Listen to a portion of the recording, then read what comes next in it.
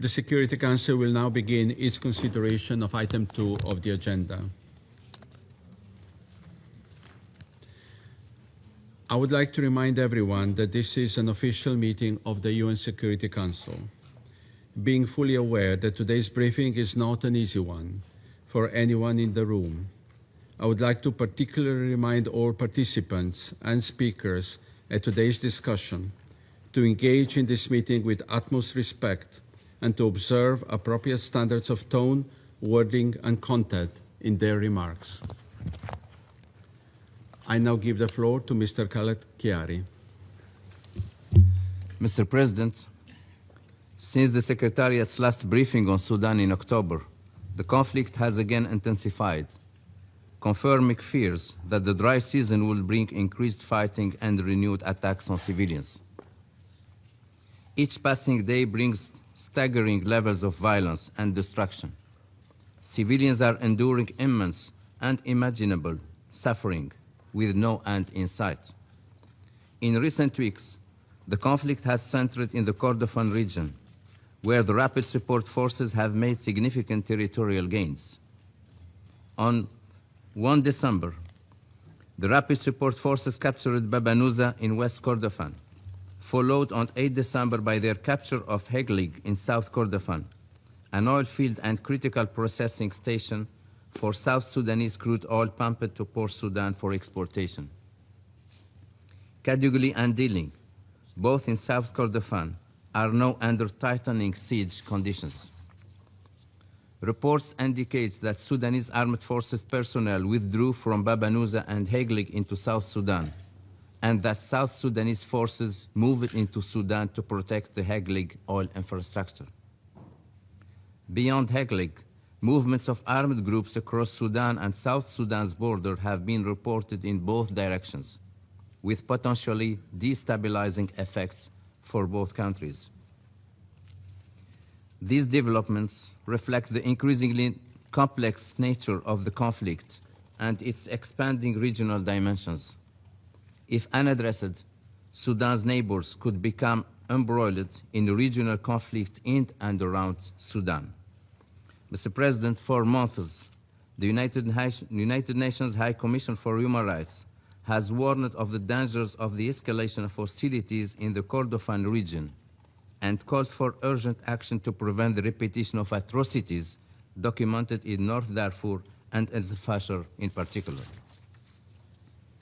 A particularly alarming feature of the conflict is the growing use of indiscriminate drone strikes by both parties, which are causing significant civilian deaths. On 4 December, drone strikes in 𝗟𝗃𝗃, South Kordofan, hit a kindergarten and then the hospital where victims of the initial attacks had been taken for treatment. More than 100 people were killed in this despicable attack, including 63 children. On 13 December, drone attacks targeted the UN logistics base at the Joint Border Verification and Monitoring Mechanism headquarters in 𝗟𝗃𝗃, South Kordofan. 6 members of the Bangladeshi peacekeeping contingent serving with the United Nations Interim Security Force for ABA, UNISFA, were killed and 9 others injured. UNISFA has launched an investigation and is working to preserve evidence under challenging circumstances that would help identify those responsible. Due to prevailing insecurity, all UNISFA personnel are being evacuated from 𝗟𝗃𝗃 until further notice. As the Secretary General has stressed, attacks targeting United Nations peacekeepers may constitute war crimes under international law and called for accountability. The safety and security of our peacekeepers is non-negotiable. In addition to the rise in civilian death toll, there are concerns about increasing cases of detention of civilians accused by one party of, quote, collaboration, end quote, with the opposing sides. In November, OHCHR documented that 93 civilians were arrested and detained in the Kordofan region for reasons of collaboration. Mr. President, the continued supply of weapons, increasingly sophisticated and deadly, remains a key driver of the conflict. Sudan is saturated with arms. Calls to end these flows have gone unheeded, and there has been no accountability. Meanwhile, The parties remain unwilling to compromise or de-escalate. While they were able to stop fighting to preserve oil revenues, they have so far failed to do the same to protect their population. The backers of both sides must use their influence to help stop the slaughter, not to cause further devastation. Mr. President, preventing a further deterioration of the situation and preserving the unity and territorial integrity of Sudan requires swift and coordinated action. The Secretary General's personal envoy of Sudan, 𝗟𝗏, is in contact with both warring parties to encourage them to engage in discussions on concrete and implementable measures to de-escalate violence and advance the protection of civilians in Sudan. Personal envoy 𝗟𝗏 is engaging closely with members of the Quad. Consistent coordination of peace efforts is essential to increase our collective impact. Equally important is the deepening collaboration among the quintet of multilateral organizations, the African Union, European Union, IGAD, the League of Arab States, and the United Nations. Together, we are currently focused on supporting an African Union-led inter-Sudanese dialogue that can pave the way for a credible, inclusive, and civilian-led transition. To support these efforts, the Office of Personal Envoy 𝗟𝗏 is developing a consensus document aimed to synthesize the visions put forward by Sudanese political actors and prominent individuals. The goal of this exercise is to identify convergences in views that can assist Sudanese stakeholders in shaping a credible political horizon. To foster complementarity and coordination of peace efforts, preparations are underway for the 5th consultative meeting on enhancing coordination of peace initiatives.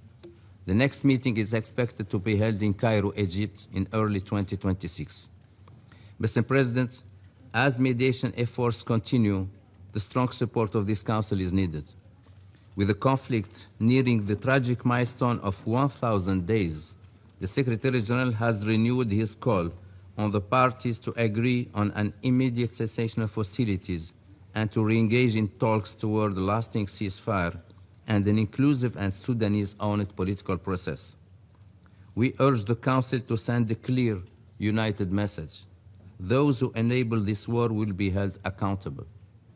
We also look to the Council to use all the tools at its disposal to demand peace, protect civilians, and ensure accountability for violations of international law. The United Nations is fully committed to working with all international actors to end the violence and to support an inclusive path towards peace and security for the sake of people of Sudan and regional stability. Thank you, Mr. President. I thank Mr. 𝗟𝗏 for his briefing. I now give the floor to Ms. 𝗟𝗏. Thank you, Mr. President. As this catastrophic war nears the 1,000-day mark, its devastating toll on civilians continues to expand and intensify. The brutality of this conflict appears to have no bounds. The Kordofan states have emerged as a new epicenter, as you've heard, of violence and suffering, with attacks continuing, causing death, injury, destruction, and severely constraining humanitarian access. As you have heard from DPPA in South Kordofan State, more than 100 civilians were killed in drone strikes between 4 and 16 December, according to United Nations High Commissioner for Human Rights. This includes strikes on a kindergarten and a hospital in Kalogi on 4 December, which killed, again, at least 89 civilians, including 8 women and 43 children. Sieges around the towns of Kadugli and Diling have tightened, with deadly shelling and drone strikes continuing. As you've heard, a strike on the UNISFA logistics base in Kadugli on 13 December forced a temporary relocation of UN and INGO personnel from various locations in South Kordofan, including the 2 besieged towns. Despite widespread condemnation, attacks in the area further intensifies. On 14 December, a drone strike on a hospital in Diling reportedly killed at least 6 people, injured 12 others, including medical personnel. An interagency humanitarian team led by the humanitarian coordinator, Ms. Denise Brown, scheduled to arrive in 𝗟𝗃 on 15 December, was unable to proceed due to the increasingly volatile and unpredictable situation. United Nations convoy did reach Dilling and 𝗟𝗃 in October, but faced very serious security challenges en route.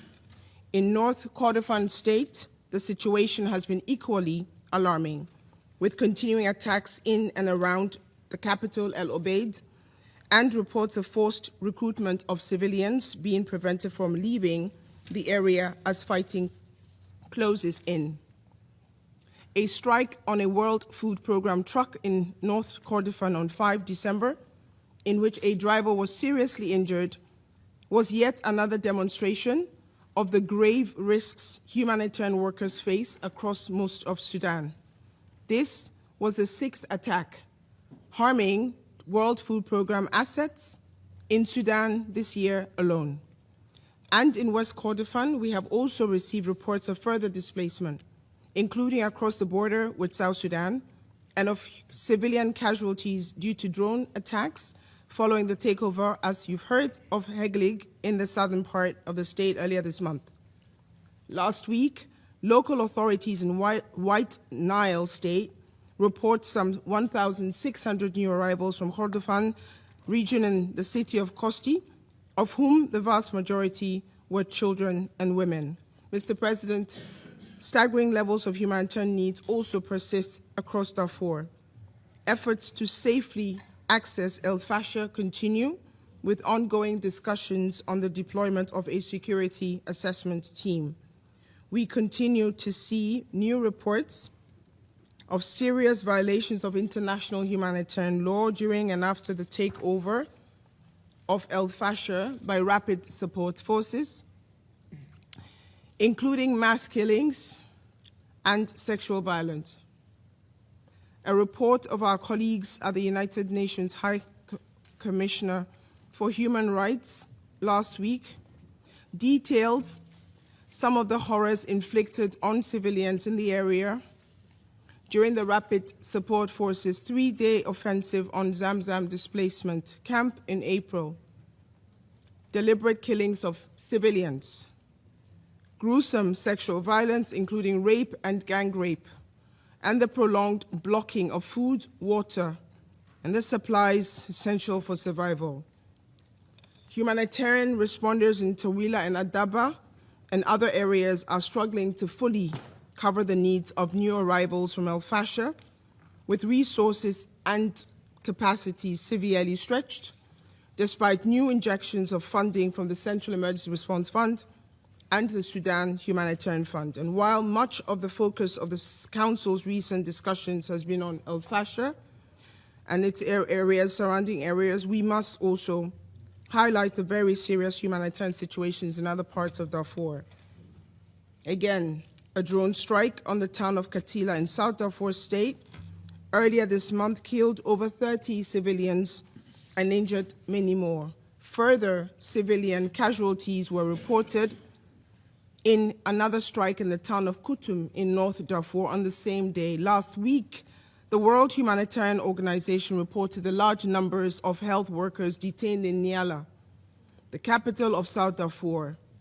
The World Health Organization has documented 65 attacks on health care in Sudan since January, with more than 1,600 people killed and 276 injured.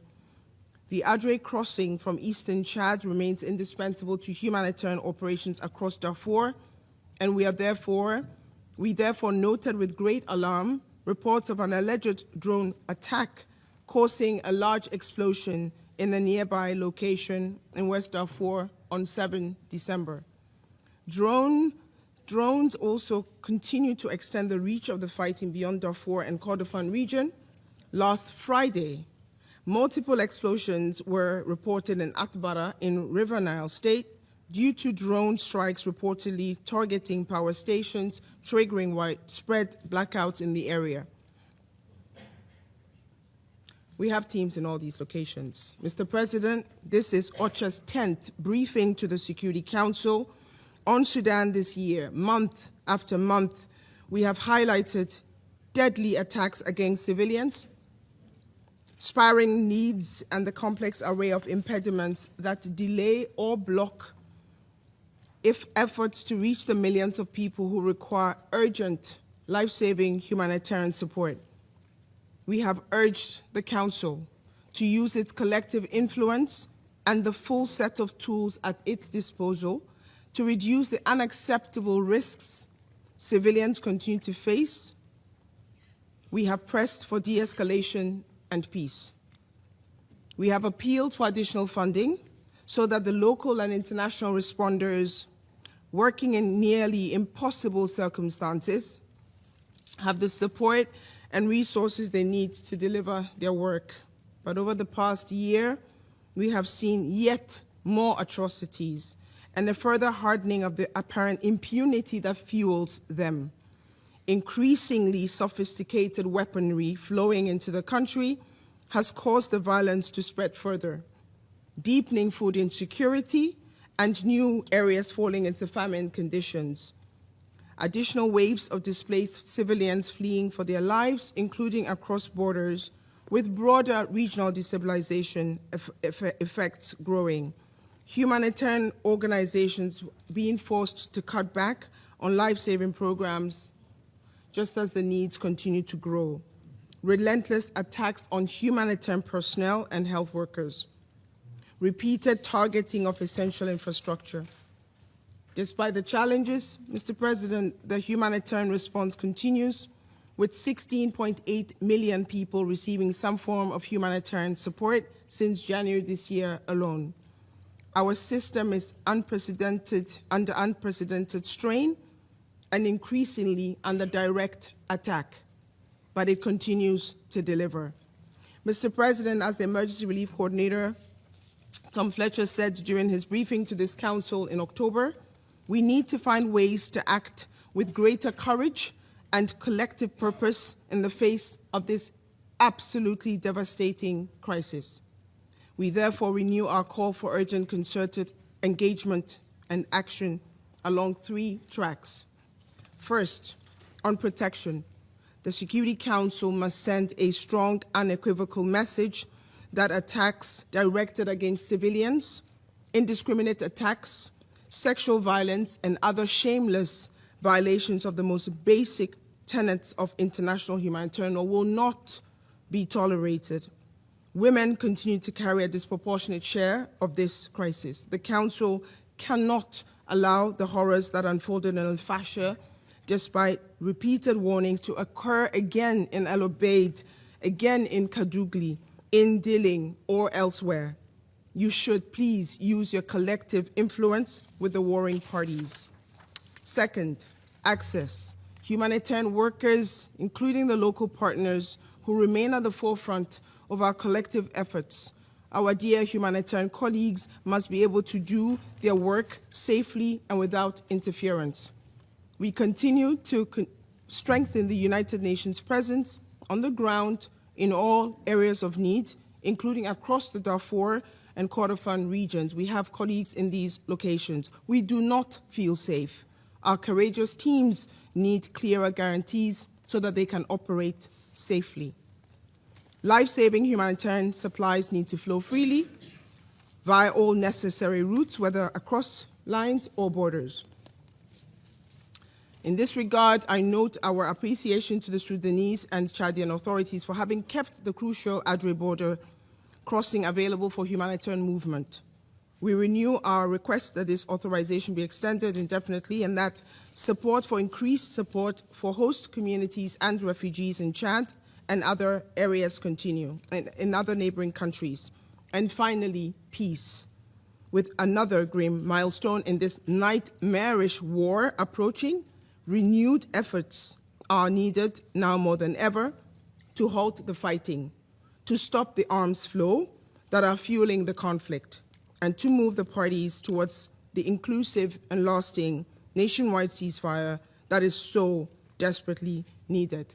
I thank you. I thank Ms. Vosorno for her briefing. I now give the floor to Mr. Cameron Hudson. Thank you, Mr. President, members of the Security Council.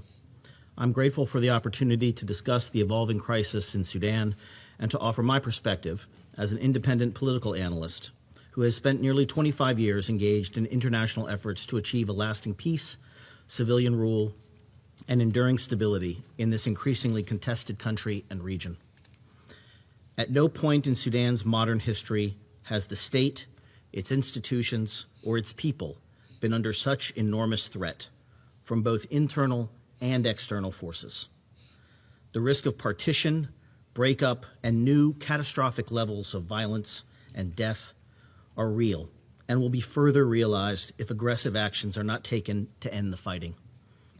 Be assured, the effects of such an outcome will not be confined to Sudan, but will destabilize an already fragile Horn of Africa and send shockwaves of refugees and extremists across the Sahel, the Red Sea, and the Mediterranean. For nearly 1,000 days, Sudan has been under attack.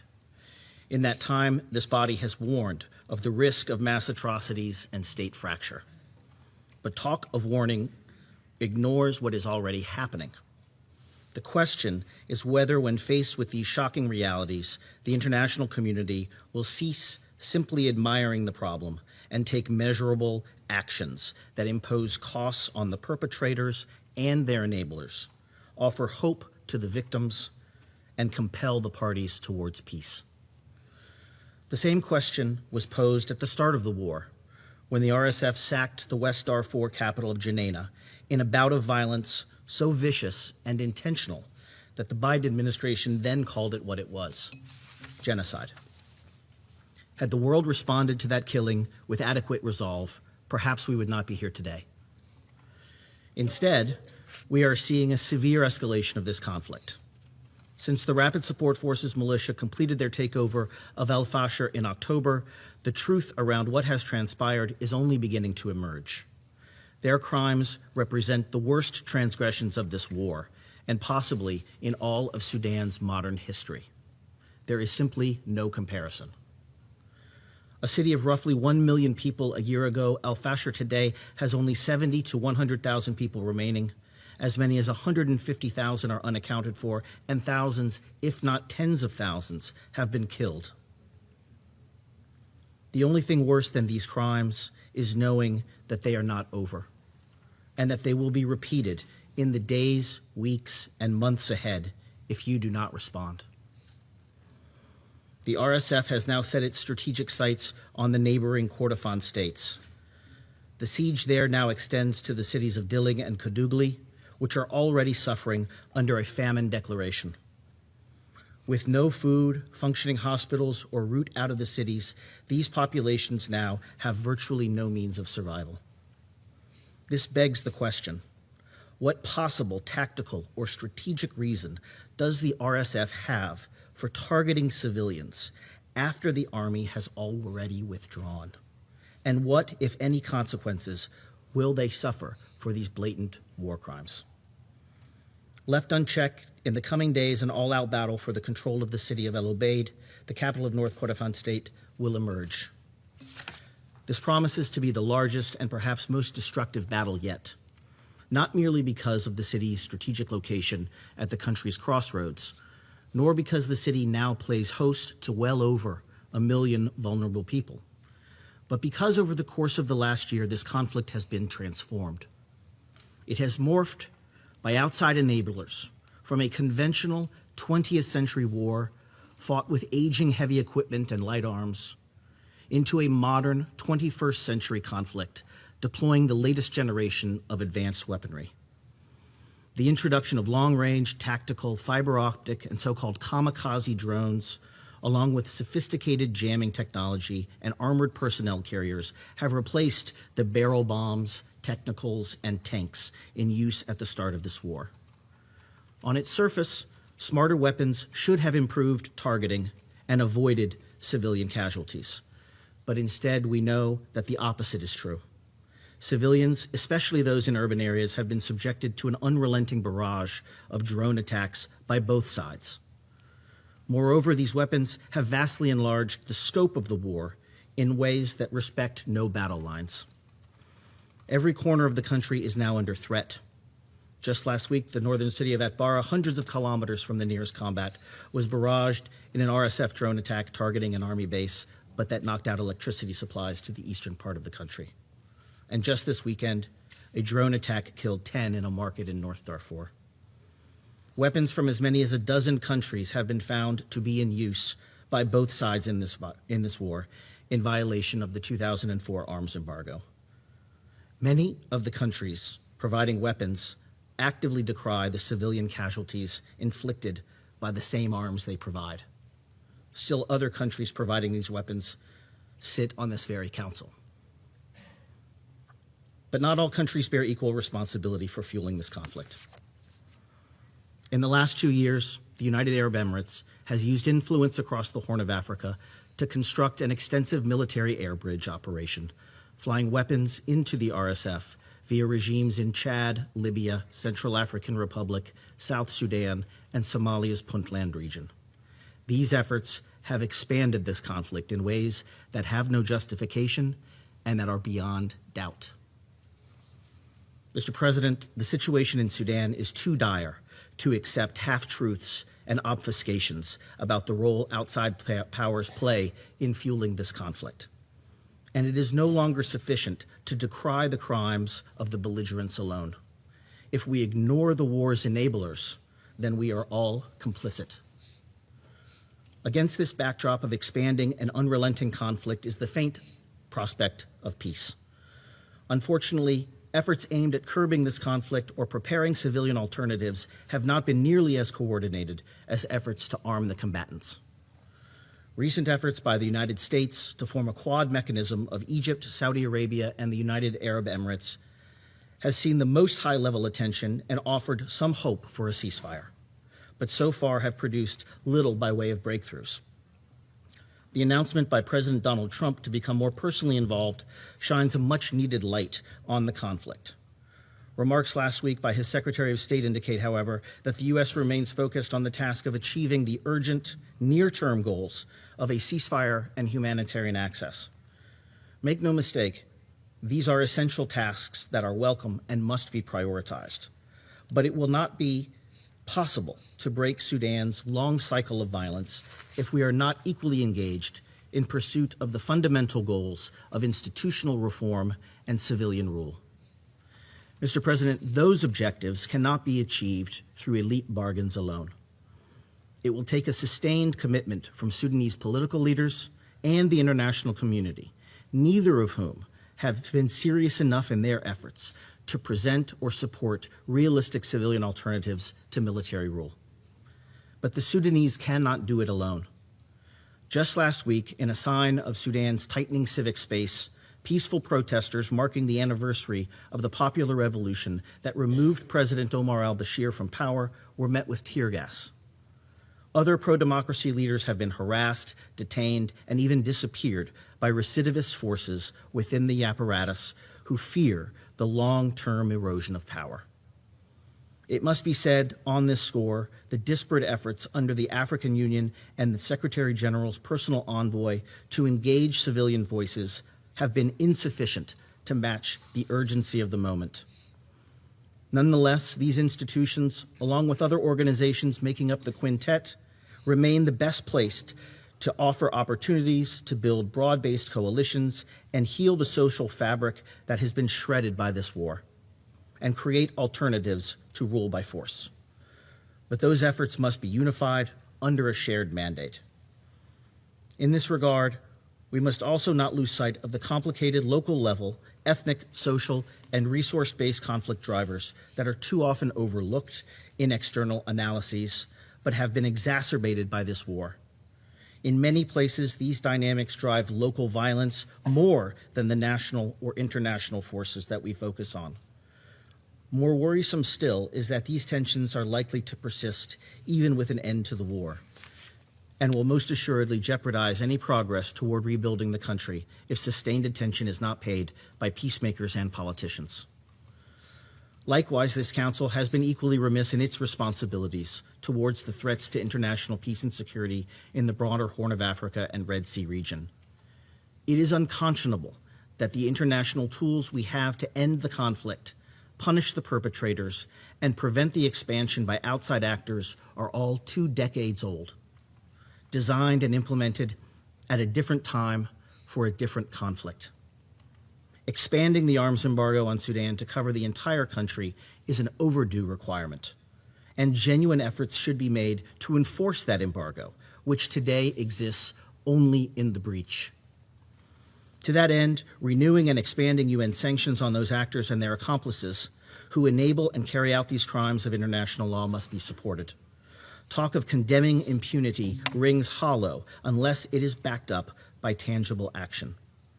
And finally, this body must urgently press the International Criminal Court to accelerate its long overdue investigation into the crimes committed at the start of the war, but should also revisit the scope of that mandate that you gave the court 20 years ago to cover all crimes committed in the course of this conflict, not merely those confined to Darfur.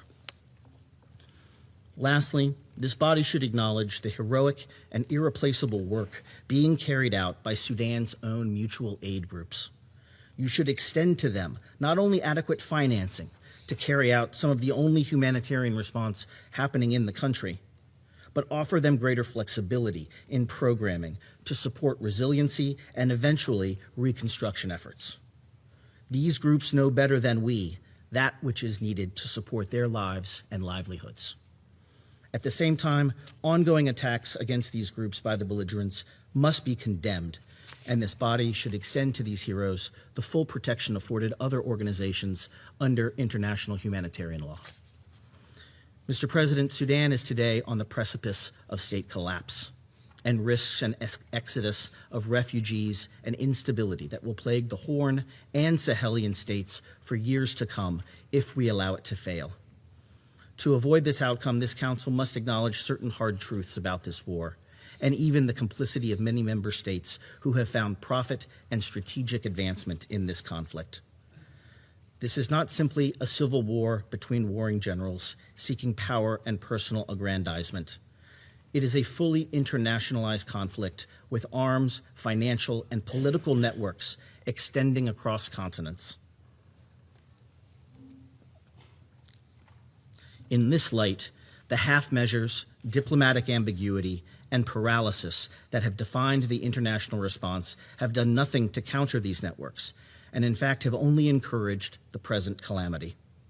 If we think that these same networks won't support the region's next war in Chad or South Sudan or Ethiopia, then we are mistaken.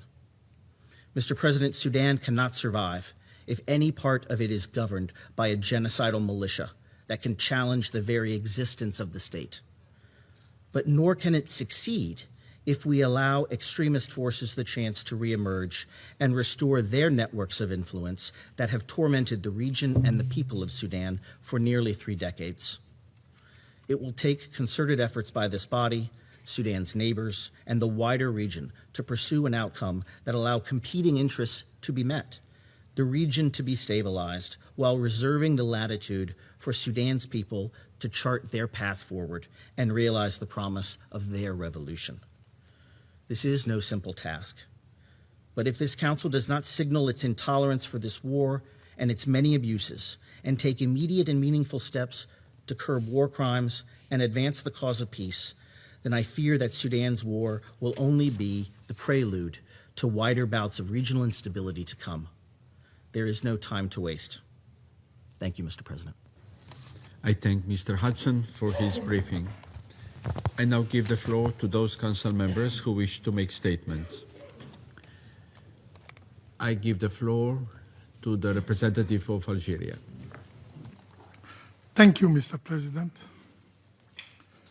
I have the honor to deliver this statement on behalf of the A3+, namely Guyana, Sierra Leone, Somalia, and my own country, Algeria.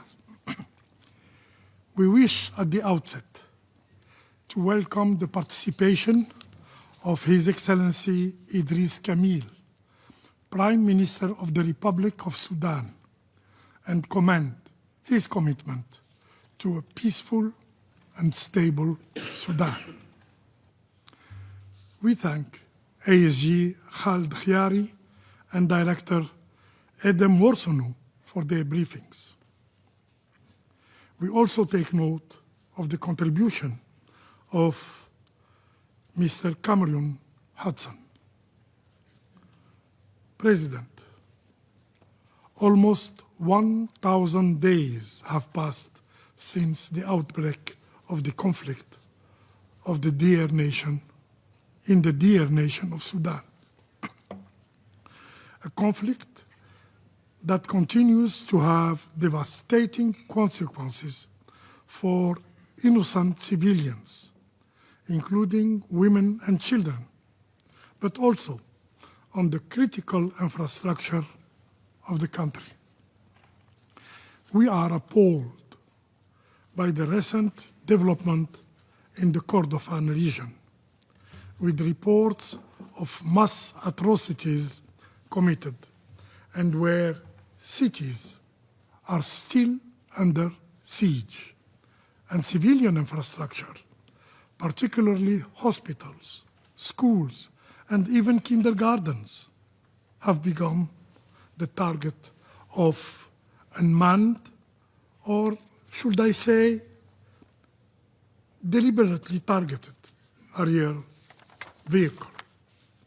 In this regard, we wish to underline the following.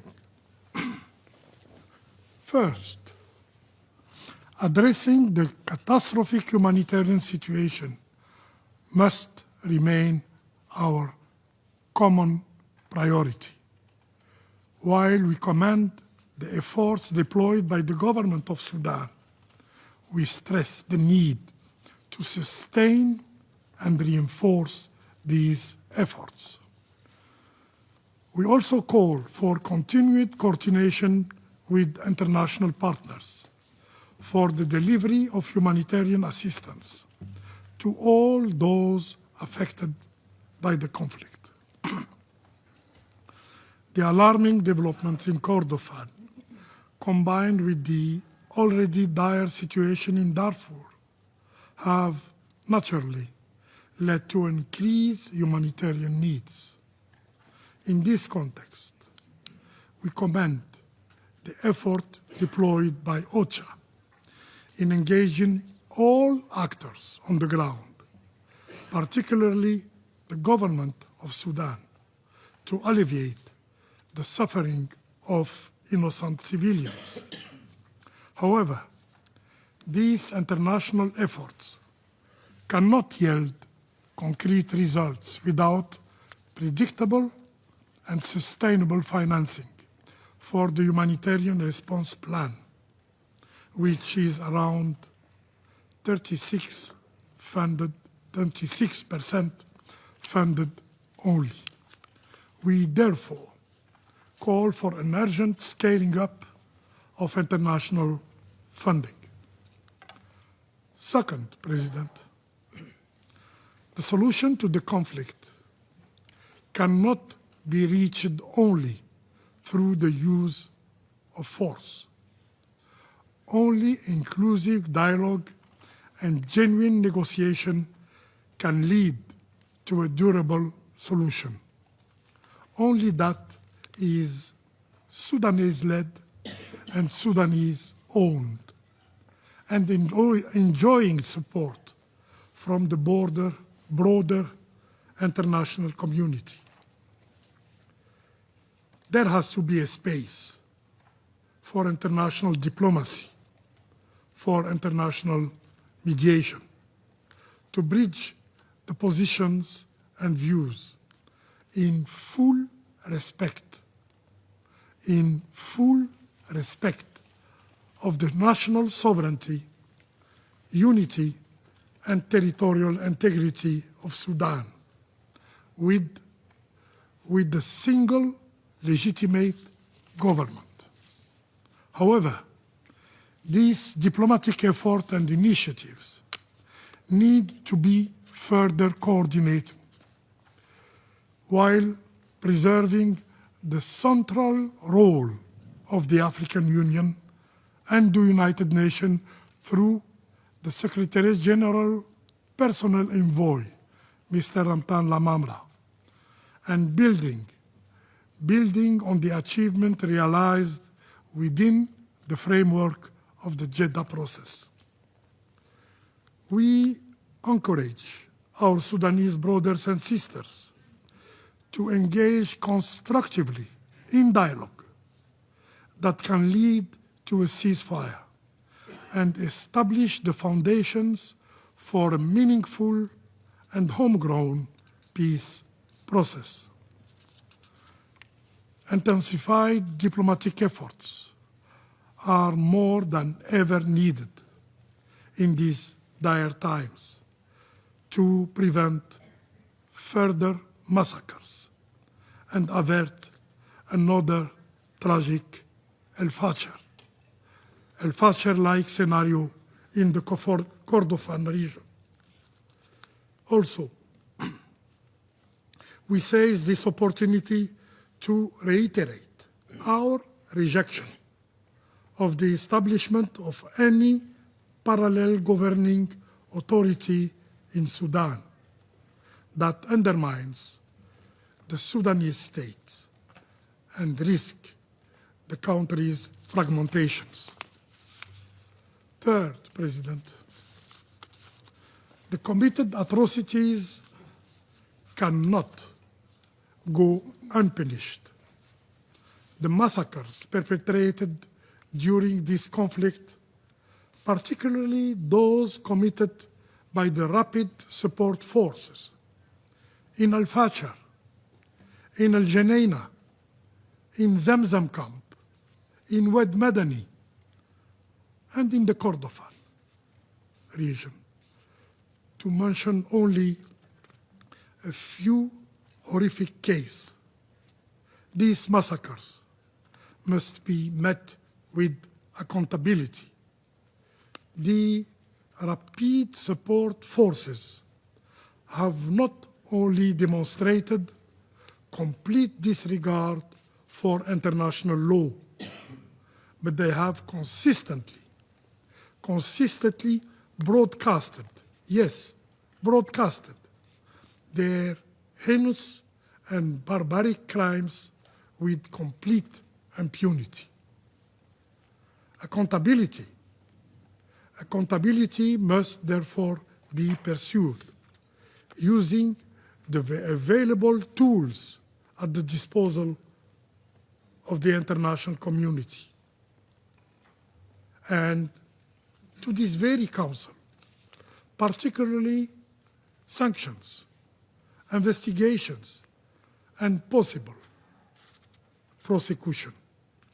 These measures should not only target those who kill, torture, starve, or maim innocent people, but also those who enable, who finance, who facilitate such crimes. We strongly condemn the recent drone attacks against a logistical base of UN ISFA in Kadugli, which resulted in the death of 6 peacemakers from Bangladesh. And we stress the need for a thorough investigation and full accountability. And we extend our deepest condolences to the families of the victims and to the government of Bangladesh. Mr. President, dear colleagues, we reiterate our call for the public and firm condemnation of the external interference in the Sudanese conflict, those enabling the slaughter of the Sudanese people through the supply of arms drones, and mercenaries must be held accountable. Enough suffering in Sudan, enough bloodshed. It's time for restraint. It's time for dialogue. It's time for peace. I thank you. I thank the representative of Algeria for the statement. I give the floor to the representative of the United Kingdom. Thank you, President, and I thank the briefers for their remarks.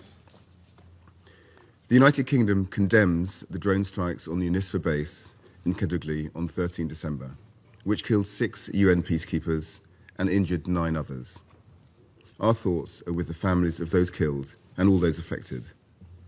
Those responsible must be held to account.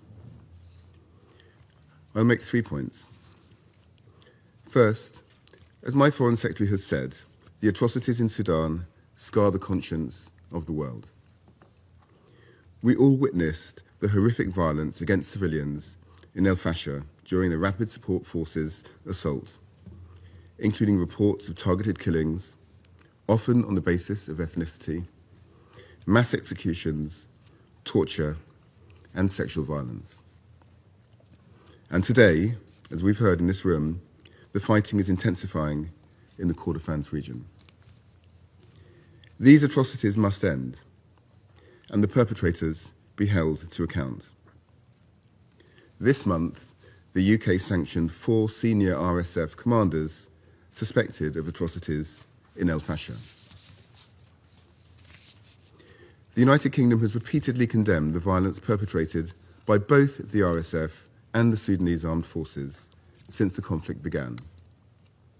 This includes reports of aerial bombardments, attacks on peacekeepers, food convoys, hospitals and schools, and the systematic use of rape, particularly impacting women and girls.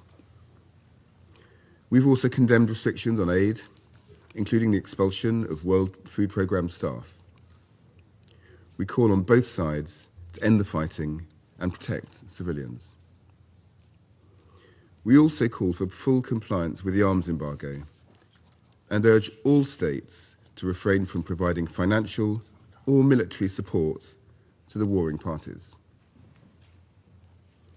Second, there is no military solution to this conflict. We call on both the SAF and the RSF to urgently agree a humanitarian pause and to advance a comprehensive, Sudanese-owned and civilian-led political transition.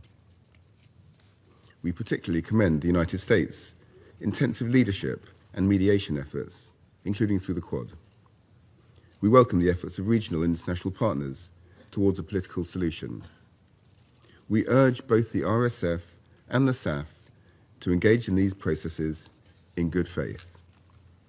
And we urge all those with influence over the warring parties to bring them to the negotiating table to seek a political resolution. Third, humanitarian access remains critical. Millions of Sudanese face the spread of disease, collapsing essential services, and the growing risk of famine spreading. It is essential that the Adre crossing remains open, and we condemn the reported drone strike there. Attacks on humanitarian personnel and infrastructure should stop immediately. We call on all parties to lift restrictions on humanitarian access, guarantee safe passage for civilians, and allow unhindered delivery of life-saving assistance. President, Sudanese civilians faced unimaginable hardship and suffering this year. The warring parties must end the bloodshed and prioritize peace. I thank you. I thank the representative of the United Kingdom for his statement, and I give the floor to the representative of Greece. Thank you, Mr. President. I welcome the presence of His Excellency Mr. 𝗟𝗶𝘃𝗲, Transitional Prime Minister of Sudan, and I would like also to thank Mr. Khaled Kyari, Assistant Secretary General for the Middle East, Asia and the Pacific, Ms. 𝗟𝗶𝘃𝗲, Director of Operations and Advocacy from OCHA, for their briefings, as well as Mr. Cameron Hudson for his input. Greece, Mr. President, strongly condemns the deliberate drone attack of the 13th of December against the UNISFA logistics base in 𝗟𝗃𝗲, South Kordofan, which resulted in the tragic loss of 6 Bangladeshi peacekeepers and injuries to several others. We extend our deepest condolences to the families of the fallen peacekeepers, as well as to the government and people of Bangladesh, and wish a swift recovery to those wounded.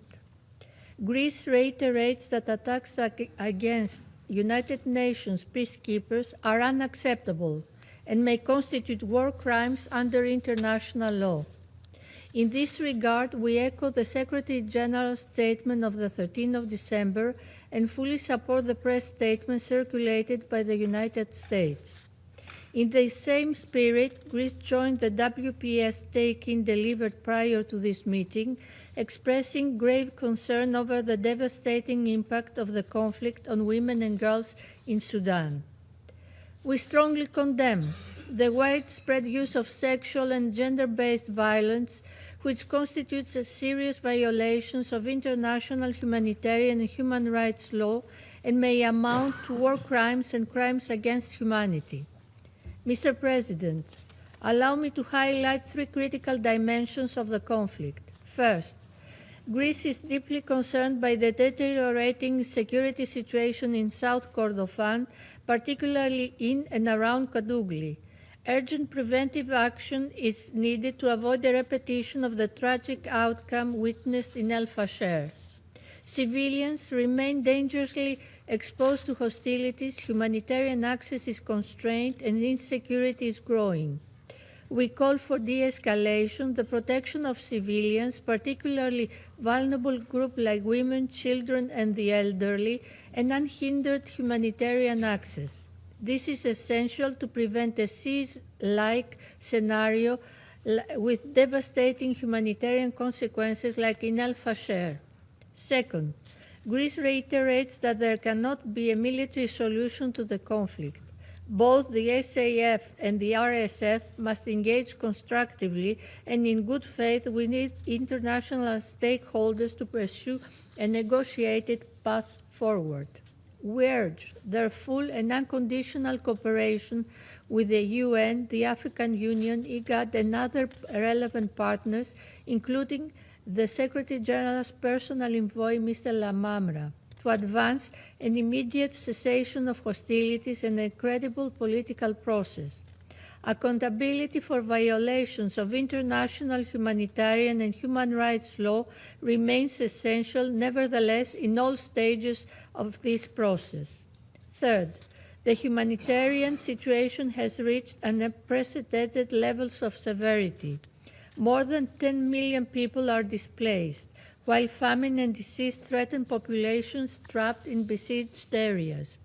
We continue to stress the urgent need for the rapid, safe, and sustained delivery of humanitarian assistance in full respect of international humanitarian law. Children continue to suffer disproportionately, and all parties must immediately cease and prevent any violations against women and children, including recruitment, killing, maiming, and sexual violence. Mr. President, in concluding, Greece reaffirms its firm respect for the sovereignty, unity, and territorial integrity of Sudan. All efforts toward resolving the conflict must remain Sudanese-owned, Sudanese-led, in full accordance with international law and the principles of the UN Charter. Preserving Sudan's unity, sovereignty, and territorial integrity is essential to avoid further fragmentation of the country, regional destabilization, and prolonged human suffering. Respect of international law remains the cornerstone of any credible and sustainable path to peace, and we urge all sides intensify efforts for an immediate ceasefire and a return to the political process. I thank you. I thank the representative of Greece for the statement, and I give the floor to the representative of China. President, I welcome Prime Minister Idris of Sudan to today's meeting, and thank 𝗟𝗶𝘃𝗲 and other briefers for their sobering briefings. I also welcome the presence of representatives of Turkey, Egypt, and UAE at today's meeting. Lately, the situation in Sudan has deteriorated. While the tragedy in Al-Fashir is still vivid in our minds, the fighting spread to areas such as Kordofan. Schools, hospitals, and even UN peacekeeping bases have become targets, which poses a grave challenge to international humanitarian law and the authority of UN. China strongly condemns such attacks on civilians, civilian infrastructure, and UN personnel and facilities. To the families and the victims, we send our deepest condolences. We support a full investigation into these atrocities, in accordance with international law, to bring perpetrators to justice as soon as possible. To help Sudan end conflict and achieve peace, stability, and development at an early date, the international community must make greater efforts. I'd like to make 4 points. First, the urgent priority is to end the hostilities. This conflict, nearly 3 years on, has caused the world's largest humanitarian disaster today, with neighboring countries grievously affected. We urge all parties to the conflict to prioritize the well-being of Sudanese people, heed earnestly the calls of the international community, immediately and unconditionally cease hostilities, explore a political solution through dialogue and negotiation, and effectively protect civilians, the safety and security of UN personnel and institutions. All external forces should refrain from providing military support to local armed groups and avoid adding fuel to the flame. Second, intensifying mediation efforts is a shared expectation. The international community looks to the UN, AU, the Arab League, IGAD, and other international and regional organizations to step up mediation efforts and achieve results at an early date. We must uphold the center of the UN, support the personal envoy, the member in leading mediation efforts, support AU and other regional organizations in leveraging their respective strengths, and support countries with influence over the conflict parties in playing a constructive role to bring mediation efforts to early fruition for tangible results on the ground. Third, advancing the political process is an imperative.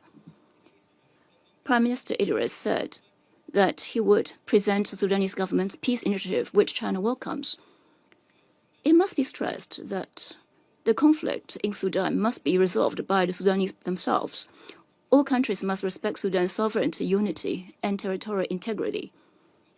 The international community should continue to support the Sudanese government implementing political roadmap and support its people in exploring a development path and institutional arrangements suited to national conditions.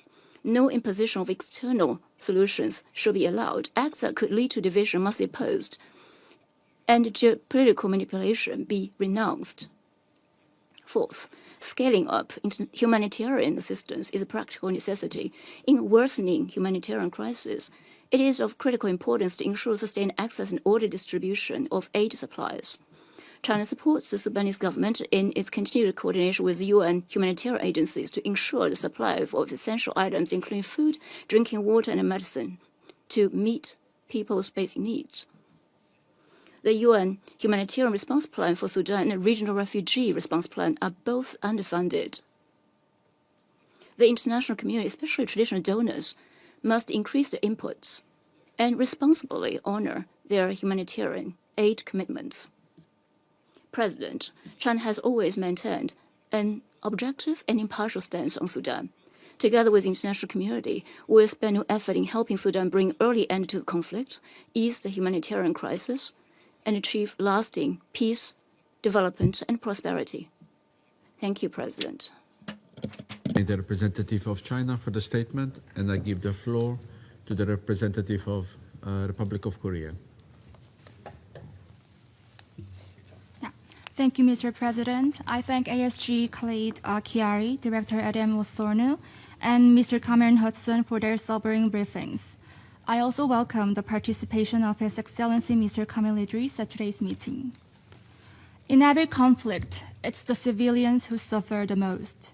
In Sudan, however, their suffering has reached a level that can no longer be explained by battlefield dynamics alone. It is not incidental nor sporadic, but systematic and deepening. pointing to one of the most dangerous humanitarian crises we face today.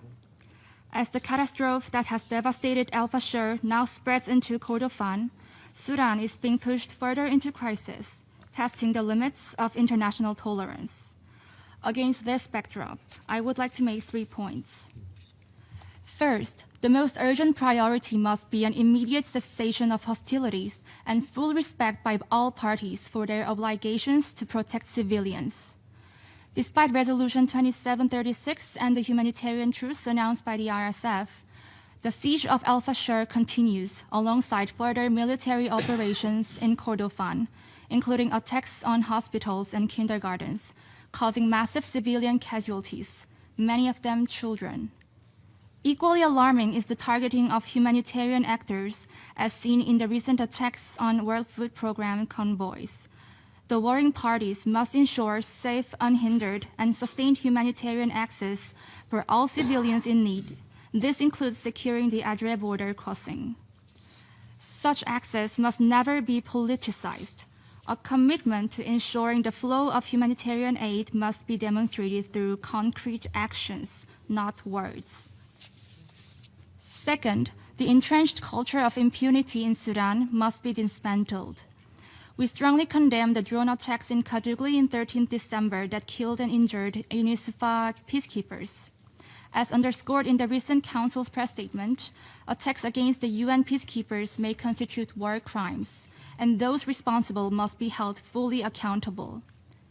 Indeed, accountability must extend beyond this incident and apply to every individual and entity responsible for violations of international humanitarian and human rights law.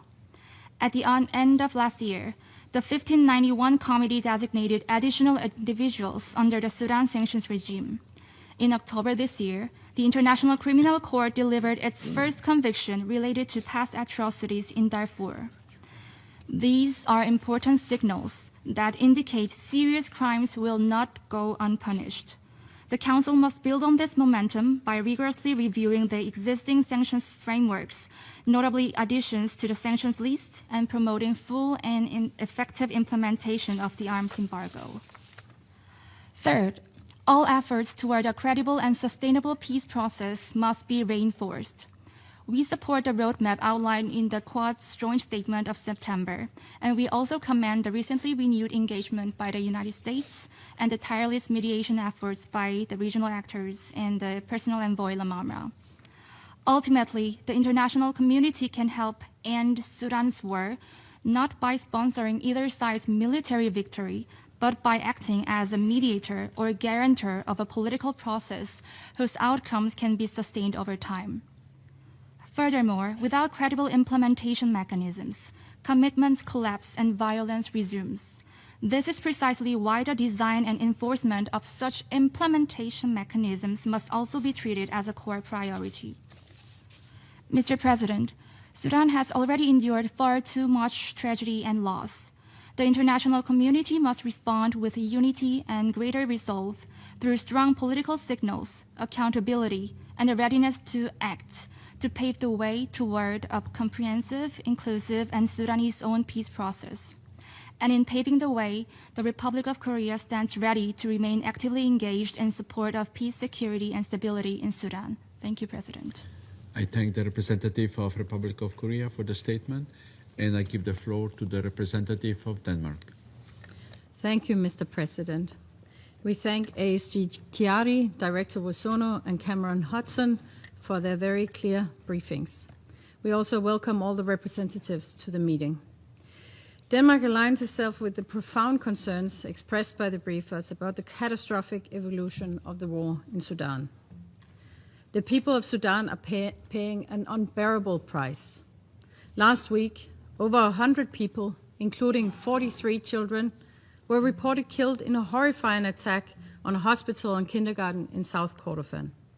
These are not isolated incidents. The cries of the Sudanese people have for too long been met by weapons and violence. We've also recently seen a drone attack on UNISFA peacekeepers in Kadugli, which led to the tragic loss of 6 peacekeepers. We condemn this attack in the strongest term and call for a comprehensive investigation. Mr. President, This situation simply cannot continue. I have 3 messages. First, this war is a struggle between armed actors who have shown scant regard for Sudan's civilians. There is still no ceasefire, nor a credible, unified political process towards a civilian-led transition free from coercion of armed actors. There is no willingness for warring parties to come to the negotiation table. We implore the warring parties to immediately agree on a ceasefire and create space for a genuine, inclusive, civilian-led process capable of preserving Sudan's unity and lifting the country out of this tragedy. To external actors who continue to supply arms or provide other forms of military support, we urge you to stop fueling this war. You must comply with the arms embargo issued by this Council. Thousands have died and millions of innocent people continue to suffer. We support efforts of regional and international mediators, including the AU, UN, IGAD, the League of Arab States, the EU, and the Quad. These efforts must respond both to the needs of the Sudanese people and to the lack of political will by the parties to silence the guns.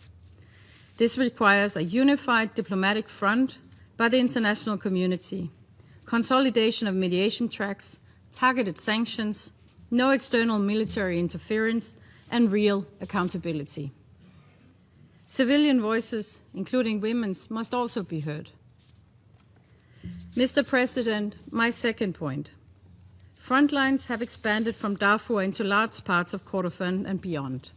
The fall of El-Fasher to the RSF after more than 500 days of siege, accompanied by reports of systematic killings, sexual and gender-based violence, and the destruction of critical infrastructure, was in brazen defiance of Resolution 2736 and international law.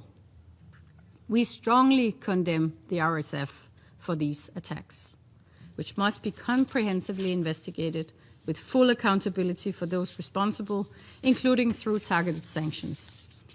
The European Union has adopted restrictive sanctions against the RSF's second-in-command.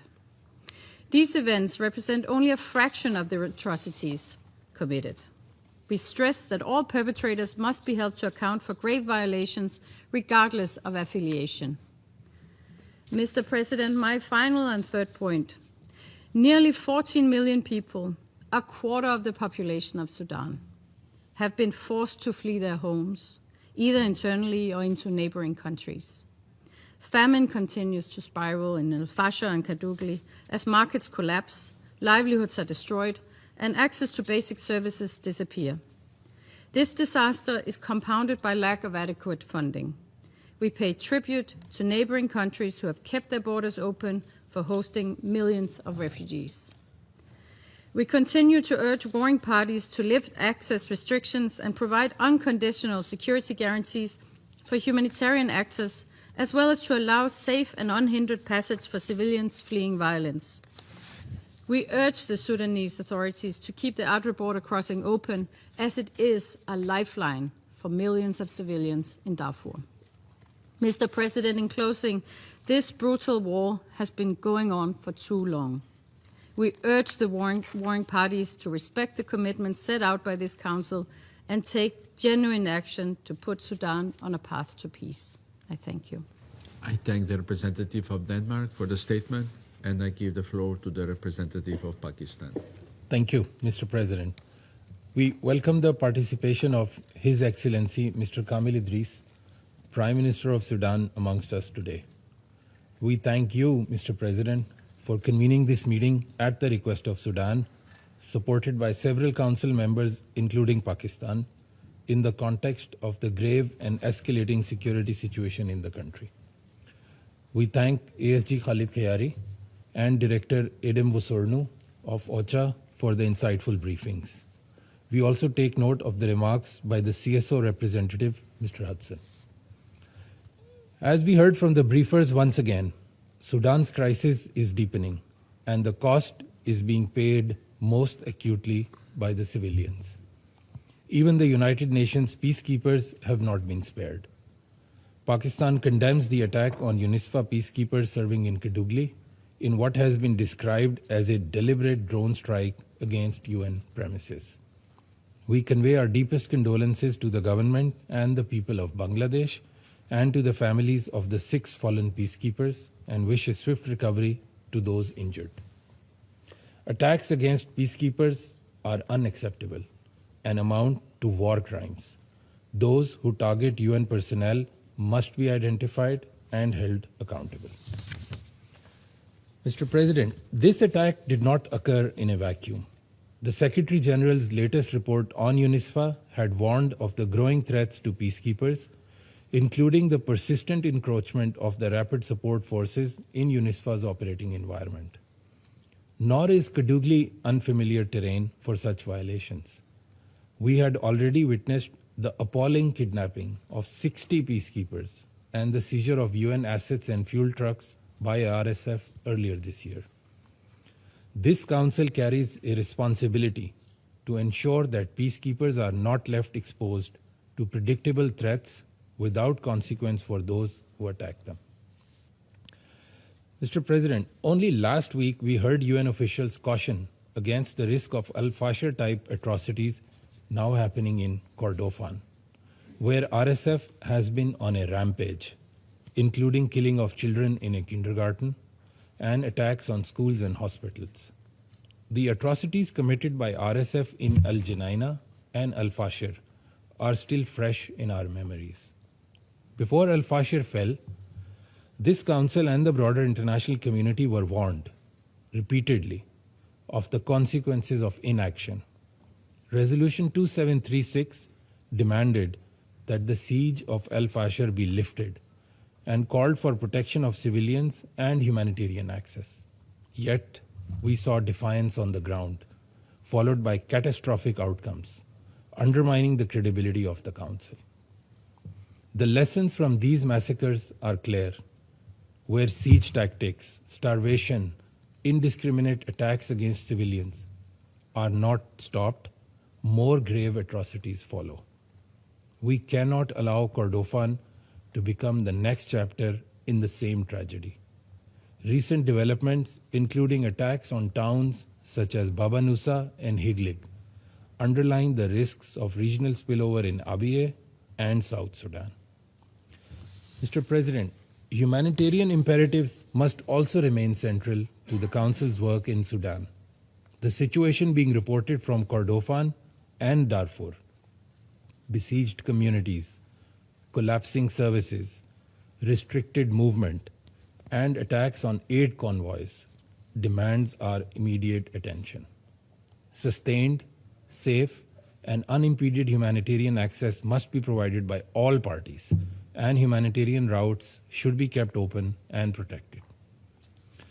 Mr. President, Pakistan has consistently encouraged the Council to welcome the steps taken by the Sudanese government in pursuance of its transitional roadmap, including the appointment of Prime Minister, His Excellency Mr. Kamil Idris, and his technocratic cabinet tasked with alleviating humanitarian suffering and advancing an inclusive political transition. There is no military solution to this conflict. The only durable path forward lies in a political dialogue and reconciliation. Pakistan therefore supports all genuine efforts and political processes aimed at achieving an immediate cessation of hostilities and ceasefire, protecting civilians, unfettered humanitarian access, and paving the way for a peaceful political transition that reflects the aspirations of the Sudanese people. The Council must support all such efforts and base its approach on the following essentials. First, preservation of Sudan's sovereignty, unity, and territorial integrity. Second, rejection of any so-called parallel government or structures which undermine state institutions and risk fragmentation of the country. Third, immediate cessation of hostilities and ensuring protection of civilians, including urgent steps to prevent mass atrocity risks in Kordofan. Fourth, unimpeded humanitarian access to all people in need of assistance all across the country. Fifth, ensuring greater coherence and complementarity between the various peace initiatives and mediation tracks that are currently active.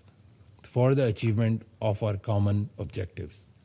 And lastly, maintaining zero tolerance for war crimes, including attacks against UN peacekeepers and humanitarian workers, with credible investigations and accountability of the perpetrators.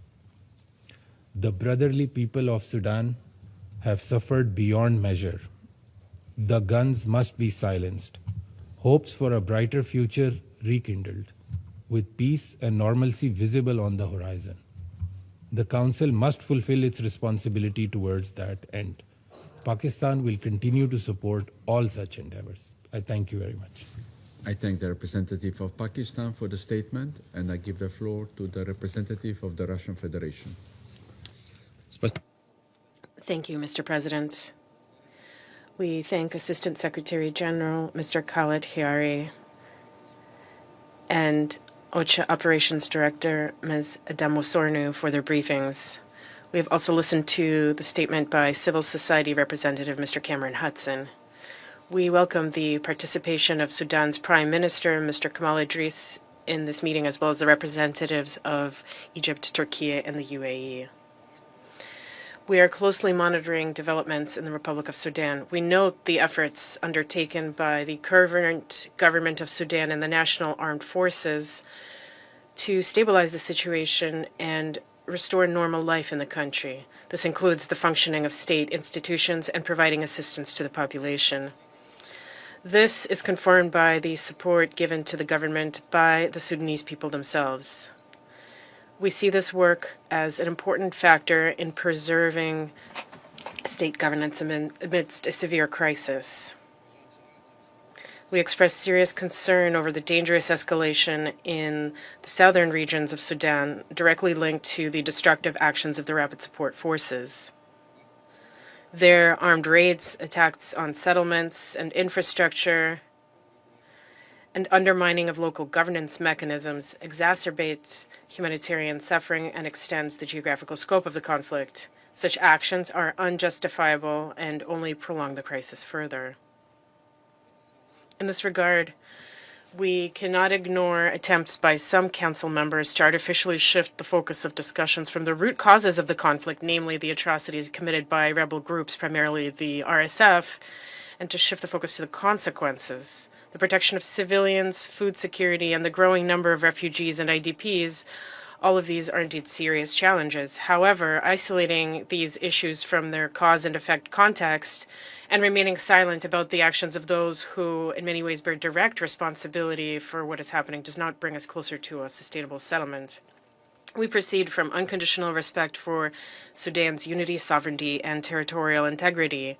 Any attempts to undermine these principles, including through the creation of parallel power structures, carry serious risks of disintegration for the country and could lead to irreversible consequences for its statehood.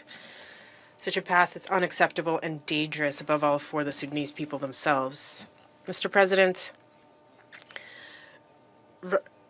the legitimacy of Sudan's current government should not be questioned. We believe that its support by the international community is of fundamental importance for preserving effective state institutions capable of ensuring a sovereign, incremental, and sustainable civilian transition. Replacing such institutions from the outside or artificially weakening them will only worsen instability. A path in this direction has already been outlined through the roadmap for reforms announced by Prime Minister 𝗟𝗃 Idriss at the beginning of the year. We are convinced that this plan deserves unconditional support from the Security Council. The humanitarian situation on the ground remains extremely difficult. At the same time, we believe that improving the effectiveness of the humanitarian response is impossible without closer and more substantive engagement between UN humanitarian bodies and their partners and Sudanese legitimate government. Ignoring national authorities and attempts to work around state mechanisms undermine coordination, create additional risks for personnel, and do not contribute to a sustainable improvement of the situation for the civilian population. A sovereign state must remain the central link in humanitarian response efforts on its territory. The Russian Federation has consistently advocated for a ceasefire without delay and a transition to a political settlement of the conflict. We are convinced that the only viable path to peace is a broad, inclusive, intra-Sudanese dialogue that has not been imposed from the outside and that takes into account the interests of all the major political and social forces in the country. Decisions about Sudan's future must be made by the Sudanese themselves without external pressure or prescriptions. We take note of the various mediation initiatives and efforts aimed at facilitating a settlement. At the same time, we believe that the leading and guiding role in coordinating such efforts, as well as in creating a constructive atmosphere for cooperation between influential regional players, should belong to the United Nations. And most importantly, any initiatives for sustainable political settlements must not be adopted behind the backs of the Sudanese people themselves. It is essential to refer to Khartoum's opinion and its vision of ways to overcome the crisis. We look forward to more vigorous efforts from the Secretary General's personal envoy for Sudan, Mr. Ramtan Lamamra. We hope that following his contacts with the opposing sides and regional partners, the Council will have concrete, well-considered proposals on the parameters for a fair political settlement without infringing on the sovereign right of the Sudanese people to independently determine the future configuration of their state. We are convinced that the Security Council's role in this is to promote de-escalation and national reconciliation, not to deepen divisions. Russia stands ready to continue making a constructive contribution to collective efforts aimed at restoring peace, stability, and unity in Sudan. Thank you for your attention. I thank the representative of the Russian Federation for the statement, and I give the floor to the representative of the United States. Thank you, Mr. President. The United States condemns in the strongest terms the continued horrific violence across Sudan, particularly in Al-Fashir and elsewhere in Darfur and the Kordofan region. We denounce in the strongest terms the December 13th targeting of UN peacekeepers in Kadugli, South Kordofan. Once again, we express our deep condolences to the families of the fallen peacekeepers and the government of Bangladesh. The Trump administration unequivocally condemns the atrocities committed by both the Sudanese armed forces and the Rapid Support Forces. This includes the atrocities committed by the Rapid Support Forces in Al-Fashir and reports of the ethnic targeting of civilians by the Sudanese armed forces in Wad Madani. We further condemn the Sudanese armed forces' use of chemical weapons in violation of the Chemical Weapons Convention. And we must hold Sudan accountable.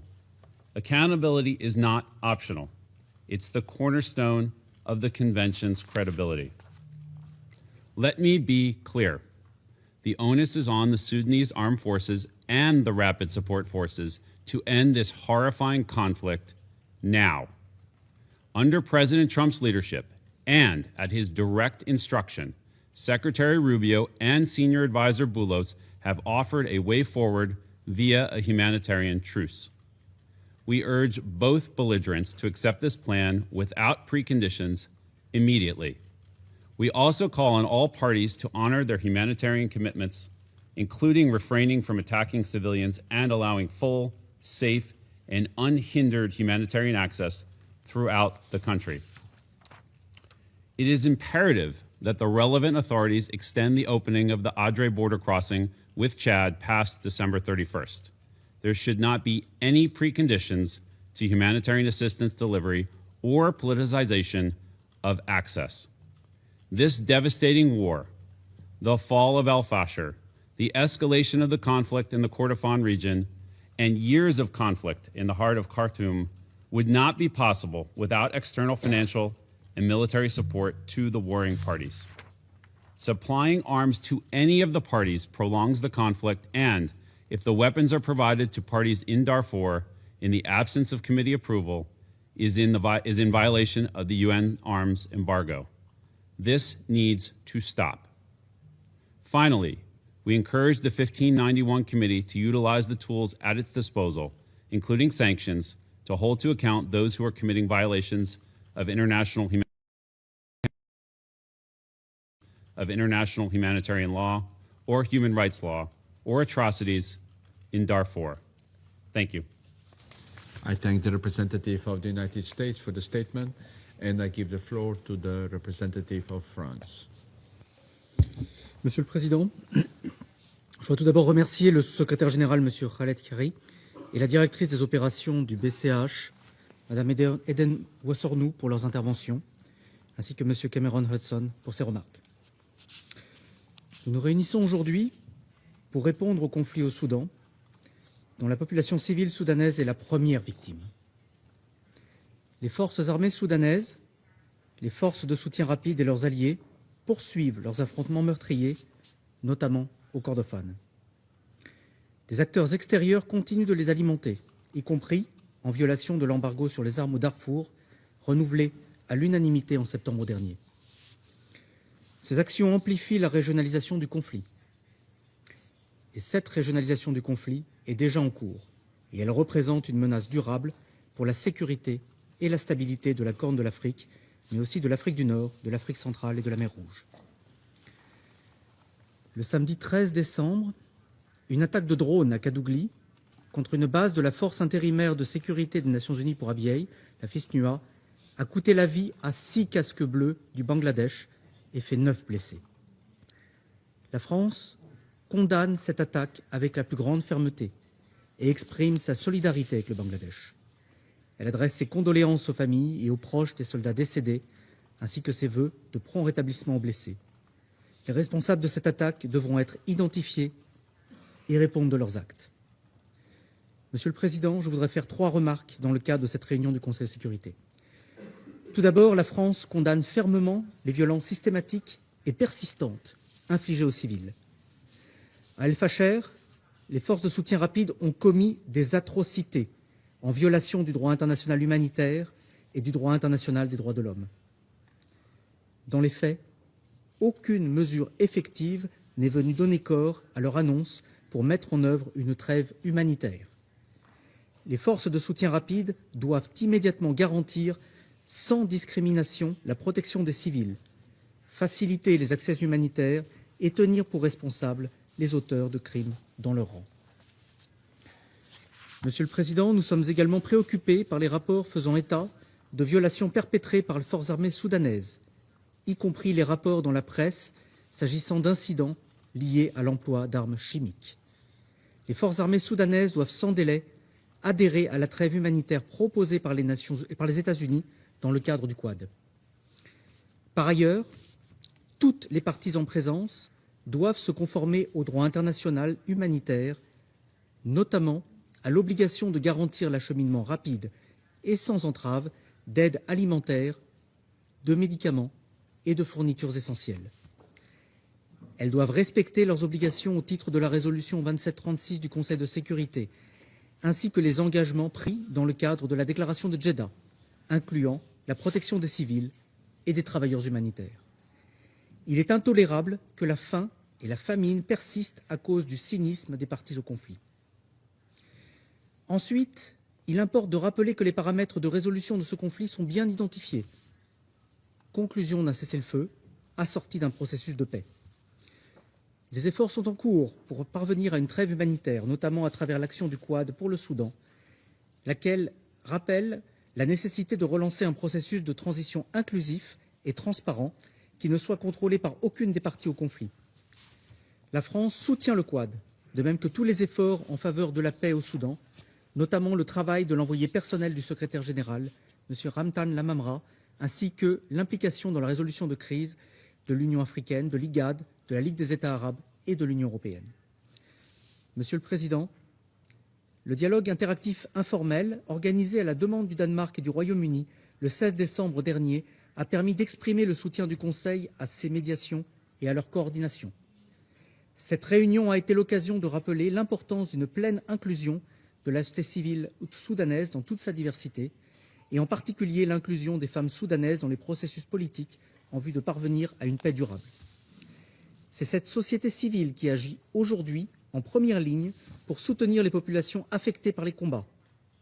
À travers notamment les salles d'intervention d'urgence, ERR, cette société civile porte l'espoir d'un Soudan pacifié, uni et non militarisé. Enfin, le Conseil de sécurité doit peser de tout son poids pour accompagner les efforts de paix. C'est une nécessité pour appeler les parties au conflit à s'engager de toute urgence et de bonne foi dans des négociations en vue d'une solution politique. C'est également une nécessité pour tenir comptable les responsables d'atrocités contre les civils. La France soutient, en ce sens, le recours aux sanctions individuelles au titre du régime 1591. Le Conseil doit agir maintenant, alors qu'il en va de la préservation de l'unité du Soudan, ainsi que de la stabilité de la région. Il est indispensable de se montrer à la hauteur des aspirations du peuple soudanais à la liberté, à la paix et à la justice après la révolution de décembre 2018. Je vous remercie. I thank the representative of France for the statement, and I give the floor to the representative of Panama. Gracias, señor presidente. Panamá agradece las intervenciones del secretario general adjunto, 𝗟𝗶𝘃𝗲, de la señora 𝗟𝗏 de la Oficina para la Coordinación de Asuntos Humanitarios y analista independiente, señor Cameron Hudson. Damos la bienvenida a su excelencia, el doctor Camil Idris, primer ministro de la República de Sudán, y agradecemos su participación en esta reunión. Reconocemos la presencia de los representantes de los países que nos distinguen con su participación.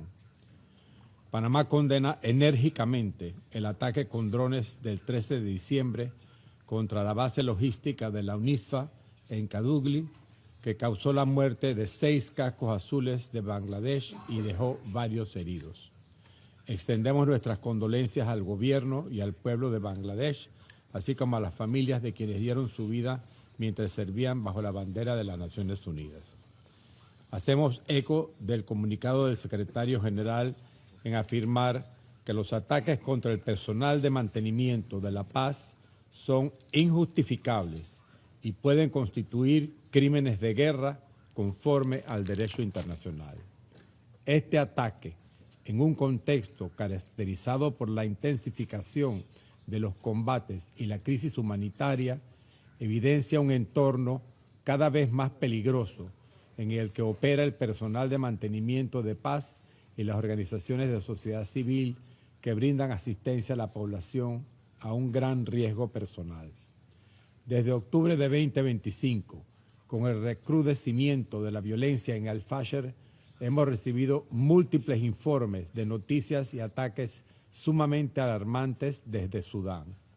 Las condiciones que enfrenta la población civil evidencian una crisis de protección de proporciones extremas. Ninguna persona debería tener que someterse a vivir bajo estas condiciones. La magnitud y escalada de la violencia, incluyendo ataques indiscriminados contra la población civil, con drones y armamento cada vez más sofisticado, evidencia la urgencia de establecer medidas concretas para proteger a quienes se encuentran en situación de mayor vulnerabilidad. Llamamos a todas las partes a cesar las hostilidades, priorizar la protección de los civiles y participar plenamente en los canales de mediación en curso, a la vez que recordamos la obligación del Estado en garantizar la seguridad e integridad de la población a la que sirve. Panamá reconoce y valora los múltiples esfuerzos de mediación en curso, tanto a nivel regional como internacional.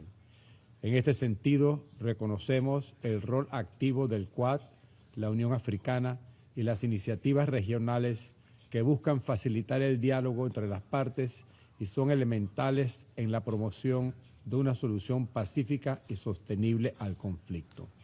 Señor presidente, el contexto actual revela una verdad ineludible.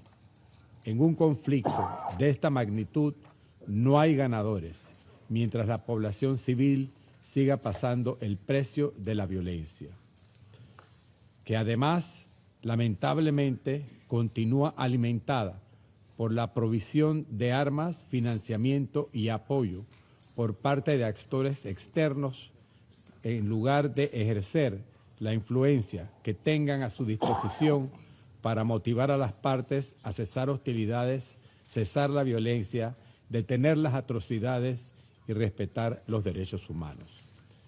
El contexto actual revela, al mismo tiempo, hacemos un llamado a reforzar la protección de frente a la persistencia de la violencia sexual y de género ejercida contra mujeres y niñas, la violencia sexual utilizada como táctica de guerra es un crimen y constituye una violación grave del derecho internacional. Las prioridades deben ser claras: garantizar la protección de la población civil, atender la crisis humanitaria, lograr un cese inmediato de hostilidades, asegurar el respeto a la soberanía e integridad territorial de Sudán y promover la rendición de cuentas por las violaciones al derecho internacional humanitario y de los derechos humanos. Panamá, presidente, reitera su compromiso con un enfoque coordinado, inclusivo y basado en derechos humanos que apoye los esfuerzos de mediación y contribuya a avanzar hacia las condiciones estables, seguras y dignas que el pueblo sudanés merece. Muchas gracias. I thank the representative of Panama for the statement. I shall now make a statement in my capacity as the representative of Slovenia. I thank all briefers for their insight. Sudan today is not confronting tragedy by chance, but through sustained and deliberate conduct. This war has crossed every moral, legal, and human boundary. Slovenia condemns unequivocally the destruction of civilian lives across Sudan. I wish to make 3 points. First, the pattern of harm in Sudan leaves no room for misinterpretation. Civilians are attacked, killed, besieged, starved, bombed, raped, and displaced by design. Violence is not incidental. It is calibrated. Hunger is not a byproduct. It is imposed. Al-Fashir is most compelling example. For 18 months, a city has been surrounded, suffocated, and attacked from both ground and air. As we heard, these same methods are now spreading beyond Darfur. In Kordofan, violence is accelerating rapidly, with drone warfare adding a new and terrifying dimension, remote, indiscriminate, and devastating.